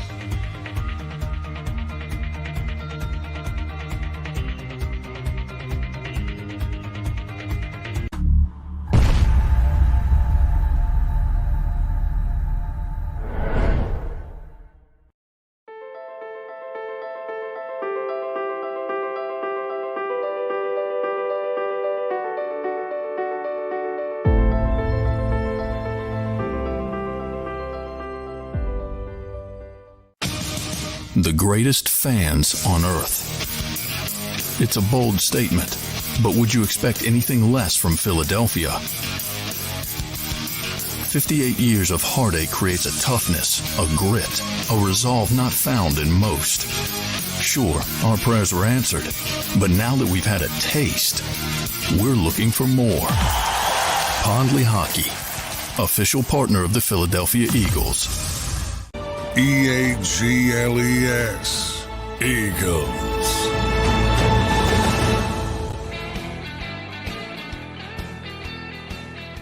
Big Sills, please hit the like button. We are trying to get to 255 likes. 220, 221. You just put them to sleep talking about spaghetti. They forgot to hit the like button. Come on, dog. Oh, okay. Let's talk about key fobs. Hey, I will say this to you, man. Guess who introduced me to John Gotti? I've said this publicly before, but and I did have drinks with him and Junior. You're never going to guess this in a million years. And if I gave you a hint, it would give it away immediately. Hey, don't worry, I've had drinks at the White House. So, hey, White House, Mob House. What's the difference? They're both criminals. I mean, what's the difference? Eskin. That's hilarious, Steve. That's actually hilarious. Sucks that Joey went too far with the racist comment, or else I think he and Sills would have hit it off. Joey has much more knowledge than 500. I'll tell you who. Danny, you international man of mystery. Worldwide Wes. I'm not kidding. I am not kidding. Worldwide Wes sold sneakers out of his car, out of his BMW at the University of Miami. And would come down from Philly. He's a Philly guy. He's friends with my boy Brad Vespi. And he introduced me to him. The true story. Worldwide West was just a dude like selling sneakers, knockoffs. He is a hustler, man. A hustler. Absolute hustler. And now he runs the Knicks. Shit, he was CAA. Hell, he was LeBron's main guy. You know what I did? I used to give him money. He would come down on his trip to see my boy. I got introduced to him through Brad Vespi. His dad is a construction guy in Philly. And New Jersey, Philly, that area up in there, I forget exactly where, Pennsauken kind of shit like that. And he came down, and every time Worldwide would come down, he didn't have any money. I'd take him to dinner, or I'd take him over to Joe Stonecrab. It's a true story. Worldwide West, what do you think he did before he was an agent, before he knew LeBron? What do you think he did? You ever ask? Do you know? I do. He used to go down to Miami all the time. And I think he was going to become an agent down there, like he was going to work with Rosenhaus, actually.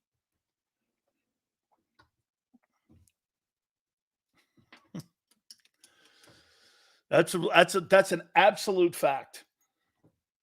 Absolute fact. Absolute, man. Dude, I'll tell you something here. So, when you're talking about Deshaun Jackson's background, hey, Barb, never knew it. He's a Philly guy, and he was a hustler. A great guy. Just an next question. He's really a great guy. I mean, but Wes knows everyone. He's only done one interview with me, and I believe that was on the Mighty 1090 when he did that with me. He only did one interview, and he was working. I think he got the job at CAA. But he was working with LeBron. He's great friends with Maverick Carter. I don't know Maverick Carter, but I do know I know Wes. And Wes and I we haven't been friends in a long time. It's been a bit. But anyway, Jalen Brunson, easy to root for. Easy to root for. I like him. Man, wouldn't he be awesome in a Sixer uniform? He'd be awesome in a Sixer uniform. God, he'd look good. Philly, that's a guy Philly would embrace. Can you imagine? Too bad he plays for the sorry-ass Knicks. Can you imagine Jalen Brunson, a Sixer? Instead, you've had Ben Simmons, James Harden, and Joel Embiid as your faces of your franchise. Nothing but losers. That Jalen Brunson dude, there's something about him. I love that intangible in a player. Jalen Brunson, that guy's a leader, man. Hey, Sills, after hearing Vic Fangio speak, nobody Roseman drafted as a favorite is a lock to make the roster. I love Fangio's no shit attitude. King, absolutely. My takeaways from the coordinators. Let me reset that. Xander and I were talking prior to the first hour. Is that right, Steve? Jalen Brunson's father played at Temple. He played for Coach Chaney. Love Coach Chaney, dude. And the other guy at St. Joe's, man. The Italian guy. He used to come on my program all the time. The guy at St. Joe's. Shit. What a great guy he was, too. Always would go to him. I can't remember his name. CTE kicking in. But there was a lot of great college basketball coaches in the Philly area back then. Rolly Massimino also came out of that whole coaching tree back in the day at Nova. Then of course you had Coach Chaney at Temple. Phil Martelli, yeah. Phil was a great coach at St. Joe's. An absolutely fantastic coach, and he was great on the air.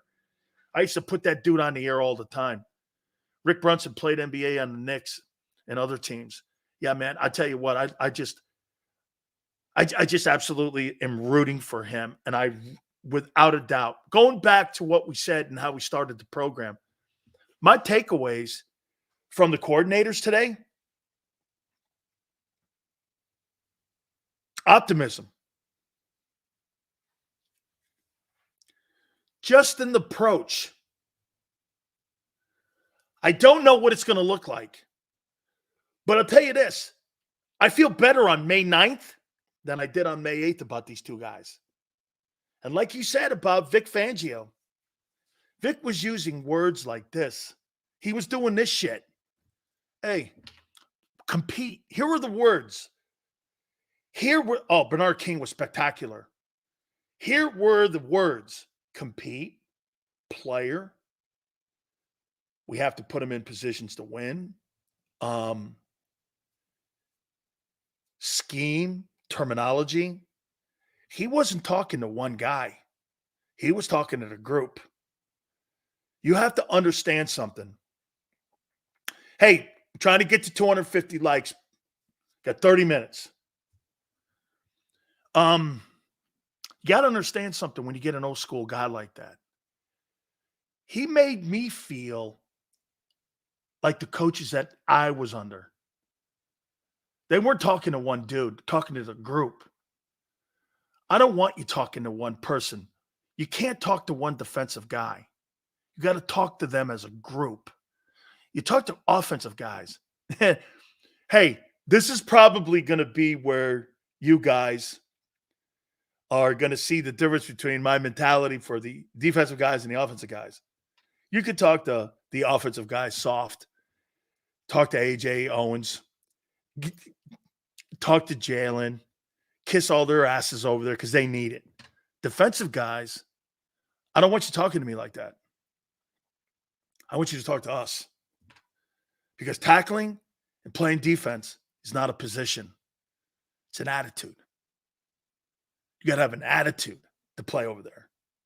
You know what that attitude is? I want players who don't want you to get an inch on them. I want players who you don't want to get a point on. No matter what the score is, I don't want you scoring on me. I don't want you getting yards on me. I don't want you to leave that game thinking you got the best of me. That's not playing defense if you're just going control and contain. I don't want that guy. I want a guy who's going to be so angry that if you get a foot on me, that it's upsetting. It used to infuriate Jerome and I if anyone, no matter what the score was. We didn't want anybody putting points on us. It was insulting. I thought it was an insult.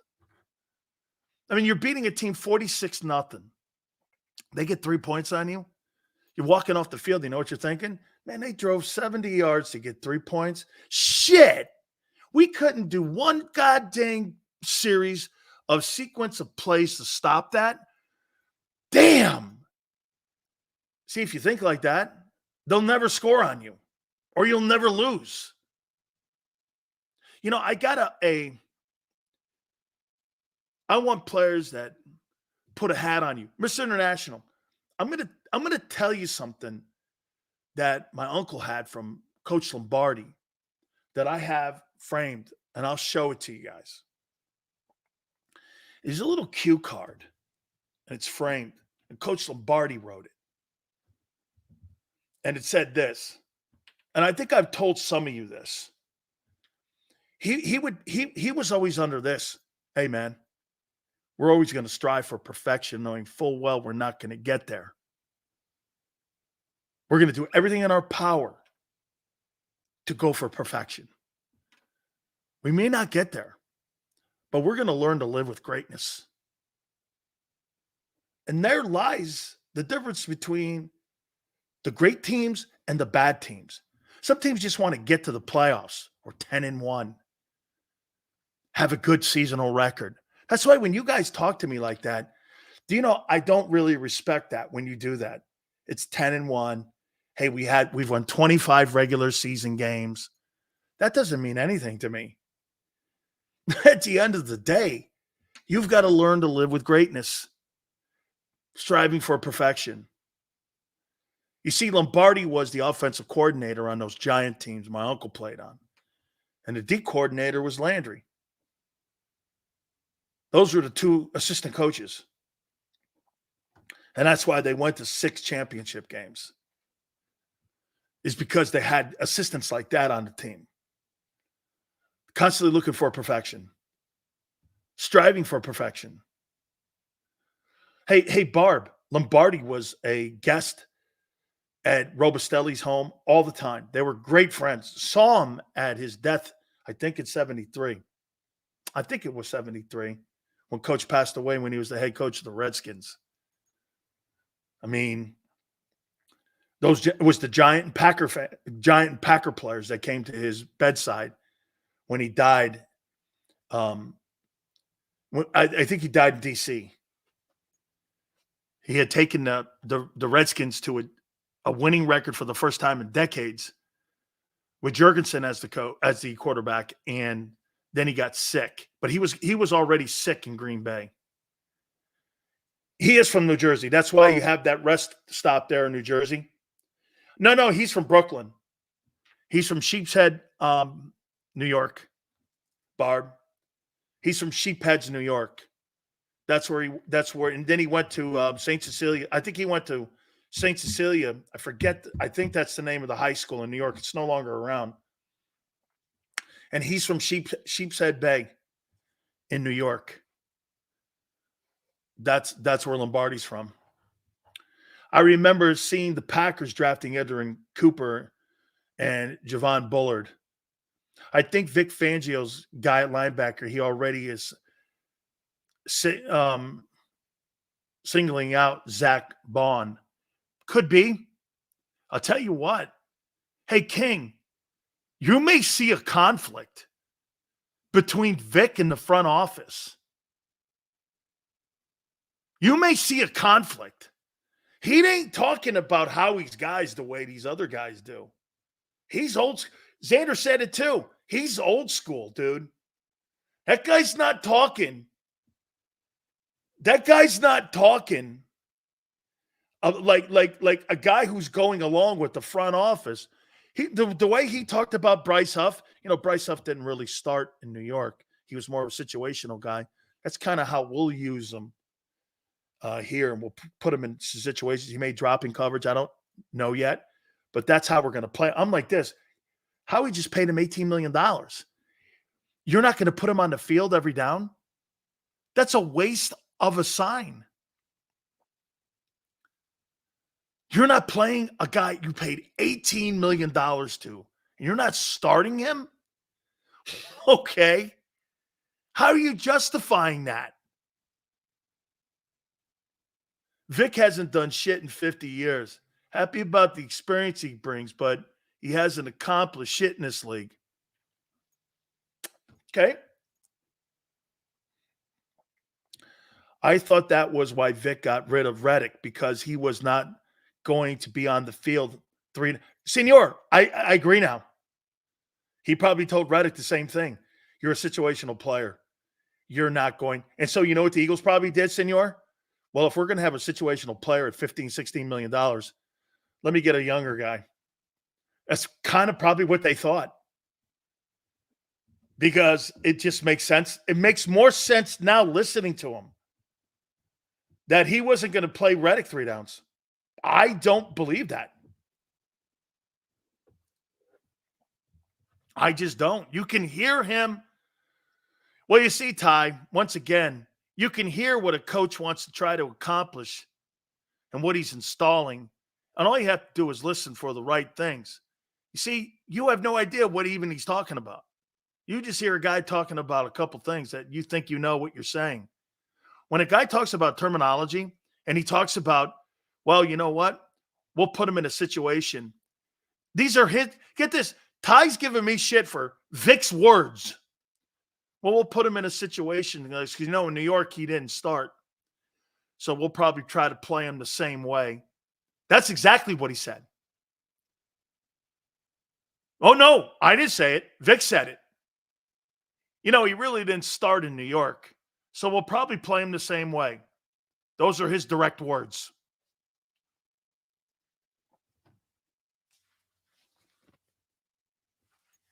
And training camp hasn't started. He's telling me what he's going to do. Again, people get pissed off at what others say because I translate it to you the same way they said it. How am I making assumptions when Vic Fangio at the press conference today said these direct and exact words? The guy didn't start in New York. We'll play him the same way here, putting him in situations like he was in New York We may drop him in coverage. Not sure yet. He wasn't a 3-down player in New York. They're going to play him the same way here. That's not an assumption. He said it.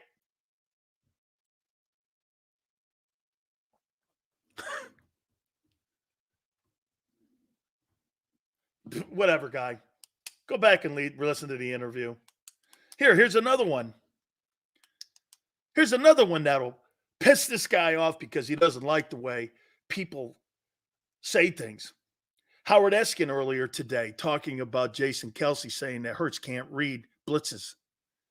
It can't pick up blitzing. Said I told him where the blitz was coming from. And Jason Kelce told Howard Eskin he didn't know how to deal with it and he couldn't read it.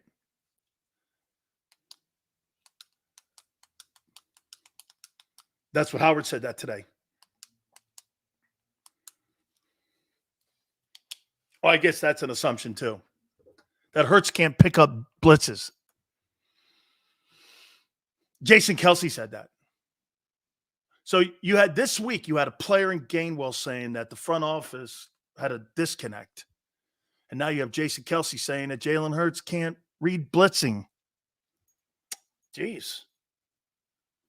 Wow. Big Sills, all my takes the last couple of years. Now I get it validated by players saying it. You know that, Xander? I've been saying it all year. That guy can't pick up blitzing, can't read defenses. Jason Kelce said the same shit.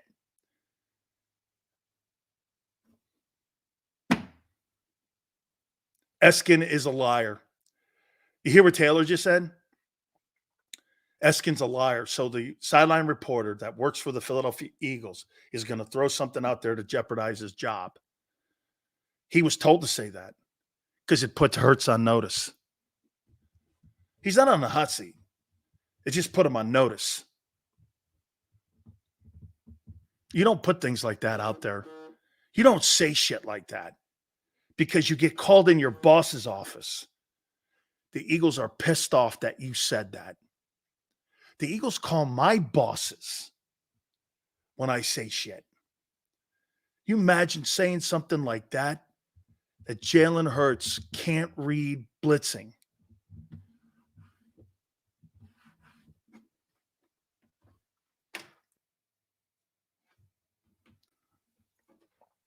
Says, where's A.J. Brown going to be in 2 years? He'll talk himself off the team. Prediction. He won't be here. Once Devontae starts making his money, he won't be. A.J. Brown will demand a trade once Hurts implodes. Big Sills prediction. Because he won't get his numbers. Which DE technique do you prefer? Stand up or hand in the dirt? Hand in the dirt. That kind of guy. Xander, where are we right now? In the likes. Where are we? Let's check it out. Xander says, I've lost my fastball. 2. Okay, so you guys are working on 4 days in a row. Look at that. Hey, tell Xander, huh? Big Sills hasn't lost anything here. Very nicely done, guys. Very nicely done. Keep it going here. Let's finish up. You're cooking now. That fastball is hot. There you go. There you go, guys. Thank you guys so much. Let me ask you this last here as we head home here towards the finish line here. Hey, by the way, keep hitting that. Okay? Do you think the Eagles still have a culture issue? Yes or no?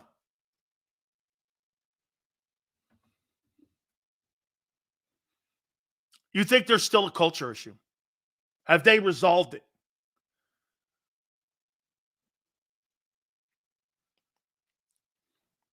Look at Greg, 300. I like that, Greg. Sills, give him the heater. I'm more of a Nolan Ryan guy too, man. I'm not trying to Greg Maddux you. Love Greg Maddux, 354 and wins. All good. But I'm a Nolan Ryan guy. Great dysfunctional culture. Well, oh, wait. Senor, a great dysfunctional culture. Okay. Culture doesn't matter if you're winning. Amen. Amen. There's no such thing as an eagle culture. That stuff is media. They don't have a culture. You know who the culture is in Kansas City? Where was the culture in Kansas City prior to Mahomes showing up? Where was the culture in Philly prior to Doug Peterson showing up? I mean, where was the culture in New England when Steve Grogan was playing quarterback or Drew Bledsoe? Where was the culture? What is that? The culture. It's so dumb. Eagles got a great culture. No, they don't. They got an NFL culture. They have an NFL culture. You know what that is? Are you winning or are you not winning? My friends, that's culture.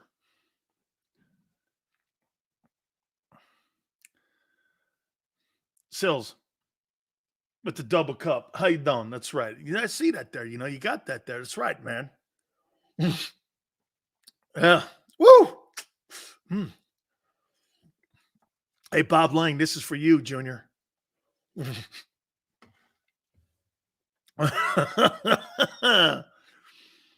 The only team that has a culture is Pittsburgh. That's a spectacular take. Yes, sir. Yeah, but Craig shows you exactly what I pointed out earlier. Hey, Craig, that's a great take. Because they've had 3 coaches in 60 years, right? Because they don't change their front office or coaches. The Eagles don't change their front office for 25 years. They change their coaches all the time. Okay?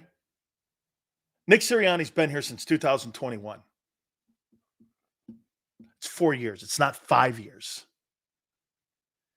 Okay? Got here in 21.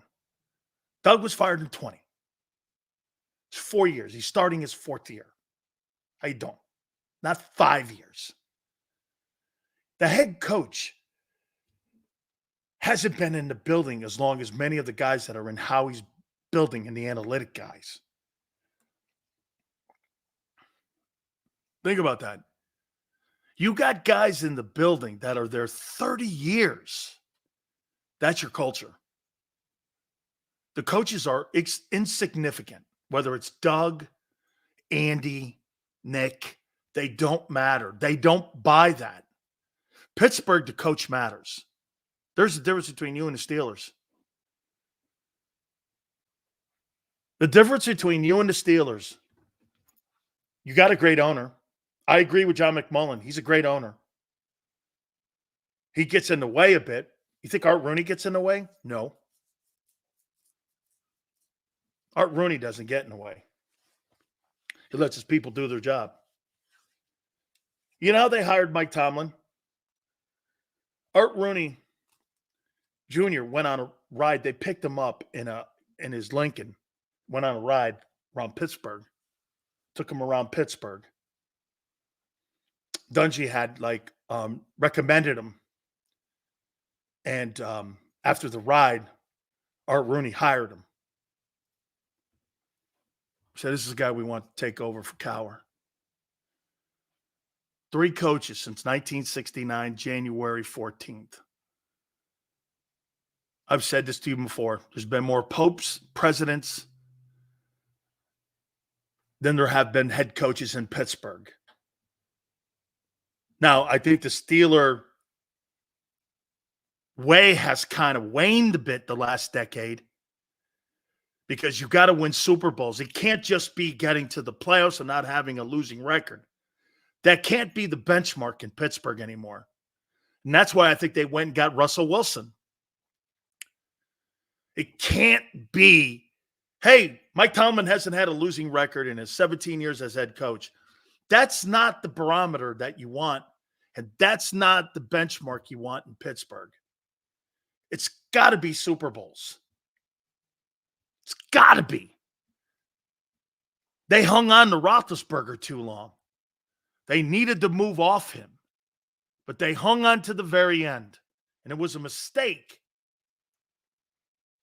Total mistake. If Russell Wilson can give them what Russell Wilson did last year, they'll be in the AFC Championship race when it comes to getting to the conference title. They got the defense to do it. And for the life of me, I have no idea why they didn't pick up that fifth-year option on Najee Harris. Every year he's been in there, right, Xander? Every year he's been in Pittsburgh, he's got $1K. I have no idea why they didn't do that. He's been a really good back for them.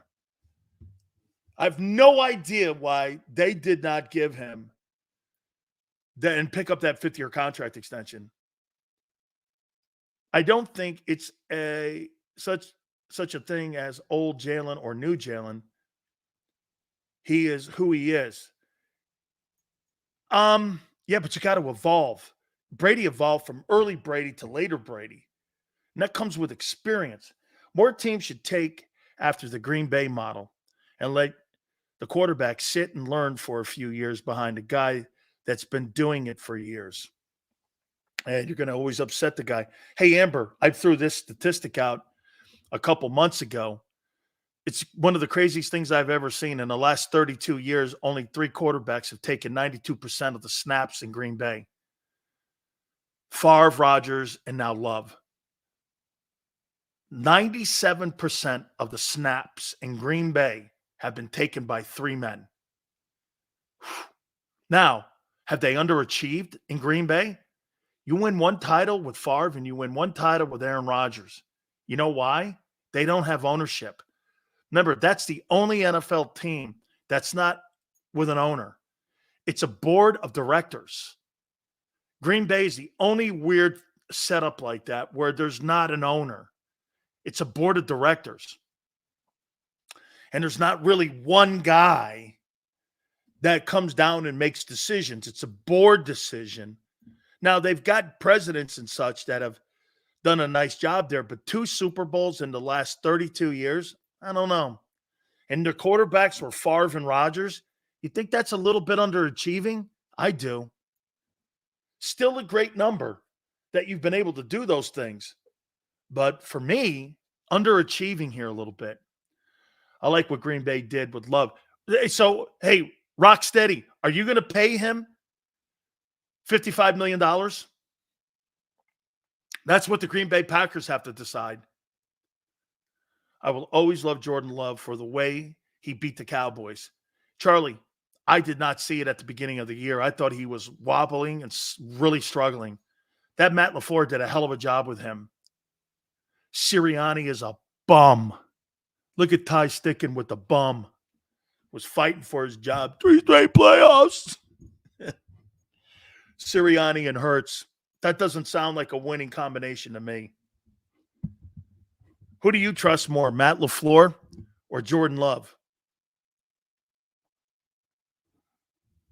Who do you trust more, D'Amico Ryans or C.J. Stroud? If you had to bet on your future, who would you go with? C.J. Stroud, D'Amico Ryans, or Nick Sirianni, Jalen Hurts?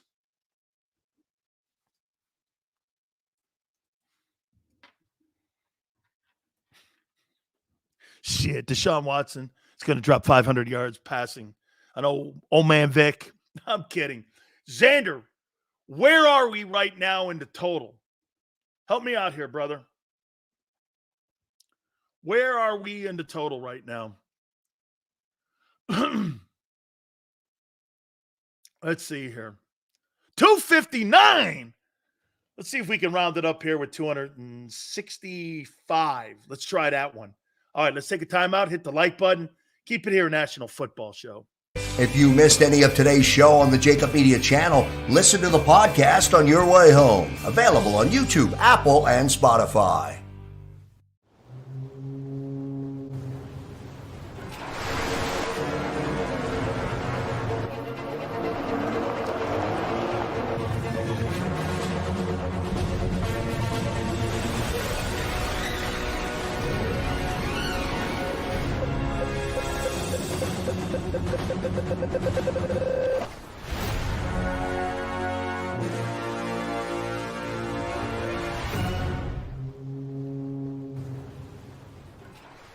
They're carving them up and good play calling along the way. First and goal at the 6.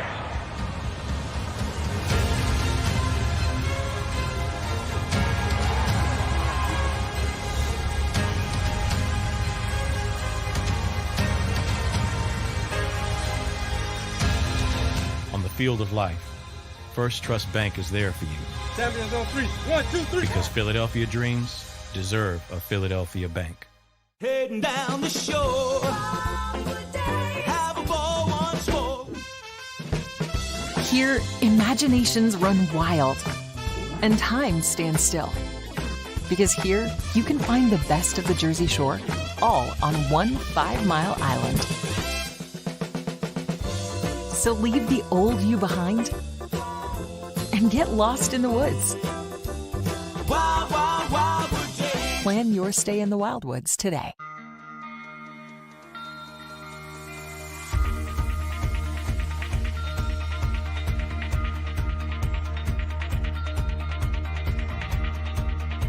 Hi, I'm Jim Muehlbronner, Managing Partner at Del Valle Insurance Group. Give us a call. We're a local, knowledgeable agency, not an 800 number. Go Birds!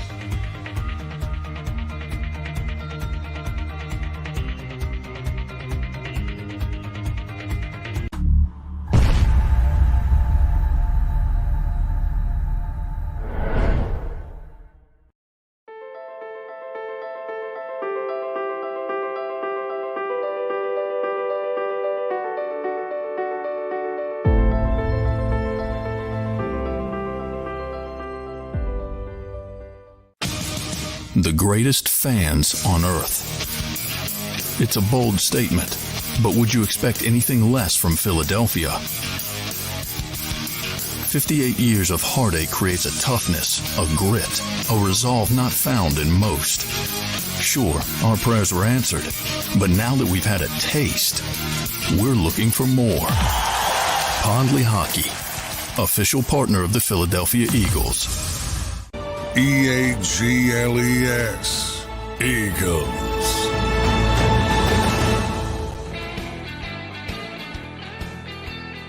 Big sales! I need 4 more. Come on, man. Or 3 more now for 265 when it comes to likes. Thank you very much. Appreciate it. Just about every team is about to have $55 to $60 million quarterbacks. Will that even out the playing field, or will the union take away money? Won't be the union. I think the NFL owners will try to put a cap on that. Okay, I do. I think the NFL will try to put a cap on that. You know, it's funny. I see somebody here. Sills is the best when he's talking X's and O's. I'll tell you a couple things here, what I heard from the coordinators today. Just off the top of my head, here's how I'd play Bryce Huff. I'd put him on the weak side, blitz him from the weak side, and all I would do is blitz him. I'd bring pressure with him every down. That's what he does best. He's not a good tackler, can't cover. And if it's first down, I'm not putting him on the field. Why would I put him out there so they can run at him? He's weak. Robert Saleh saw it. I'd bring him in on second down. Again, the $18 million makes no sense. Here's what I would do on the Kobe Dean. Why play him inside? He's a schwimp. Guy needs a footstool to look over the line. I mean, honest to God. I mean, this guy here, he's about 3 inches away from being in a circus on how short he is. Put him on the outside. Put him at Sam. I'll put him at Will. Play him over on the weak side. See what he can do over there. The Cooper DeJean kid is really interesting.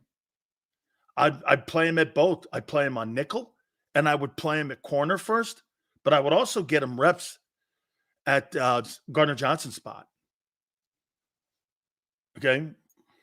Oh, look at Ty. Ty doesn't get the game at all. It's not that Dean sucks or not.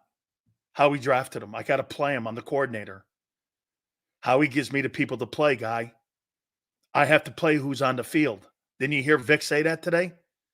It's not what I want. It's what I have. That's what you have to understand. He wants more versatile players. He don't have them. He don't have enough of them. So you play who you have, not what you want. Hey, I'd like to have a guy over. Yeah, sure, I bet. St. College ball, where you got 100 guys on a roster. That's not how it works.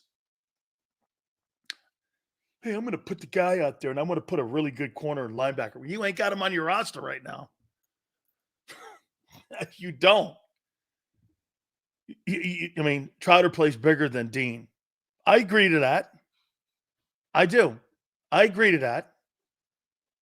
He's slower than Nakobe. But hey, as far as I'm concerned, I'll give you guys a little bit of a breadcrumb here, Xander. I think Trotter's probably got more upside to play inside linebacker than what Nakobe Dean does. I don't think that's a reach or a stretch, though. Do you? Dude, you hired 3 guys off the street last year and they beat them out. That's not really a take. I mean, we're not like going on a limb here. All right. Xander, what's the number? What do we end up at here? What's the number we end up with? 262. Fantastic, guys. Guys did a really great job. Thank you so much. I can't thank you enough. It totally means a lot. Thank you again. Big Joe, Xander, thank you very much. Guys, God bless you. We'll see you tomorrow, 2 to 6, and we'll see you on the flip side.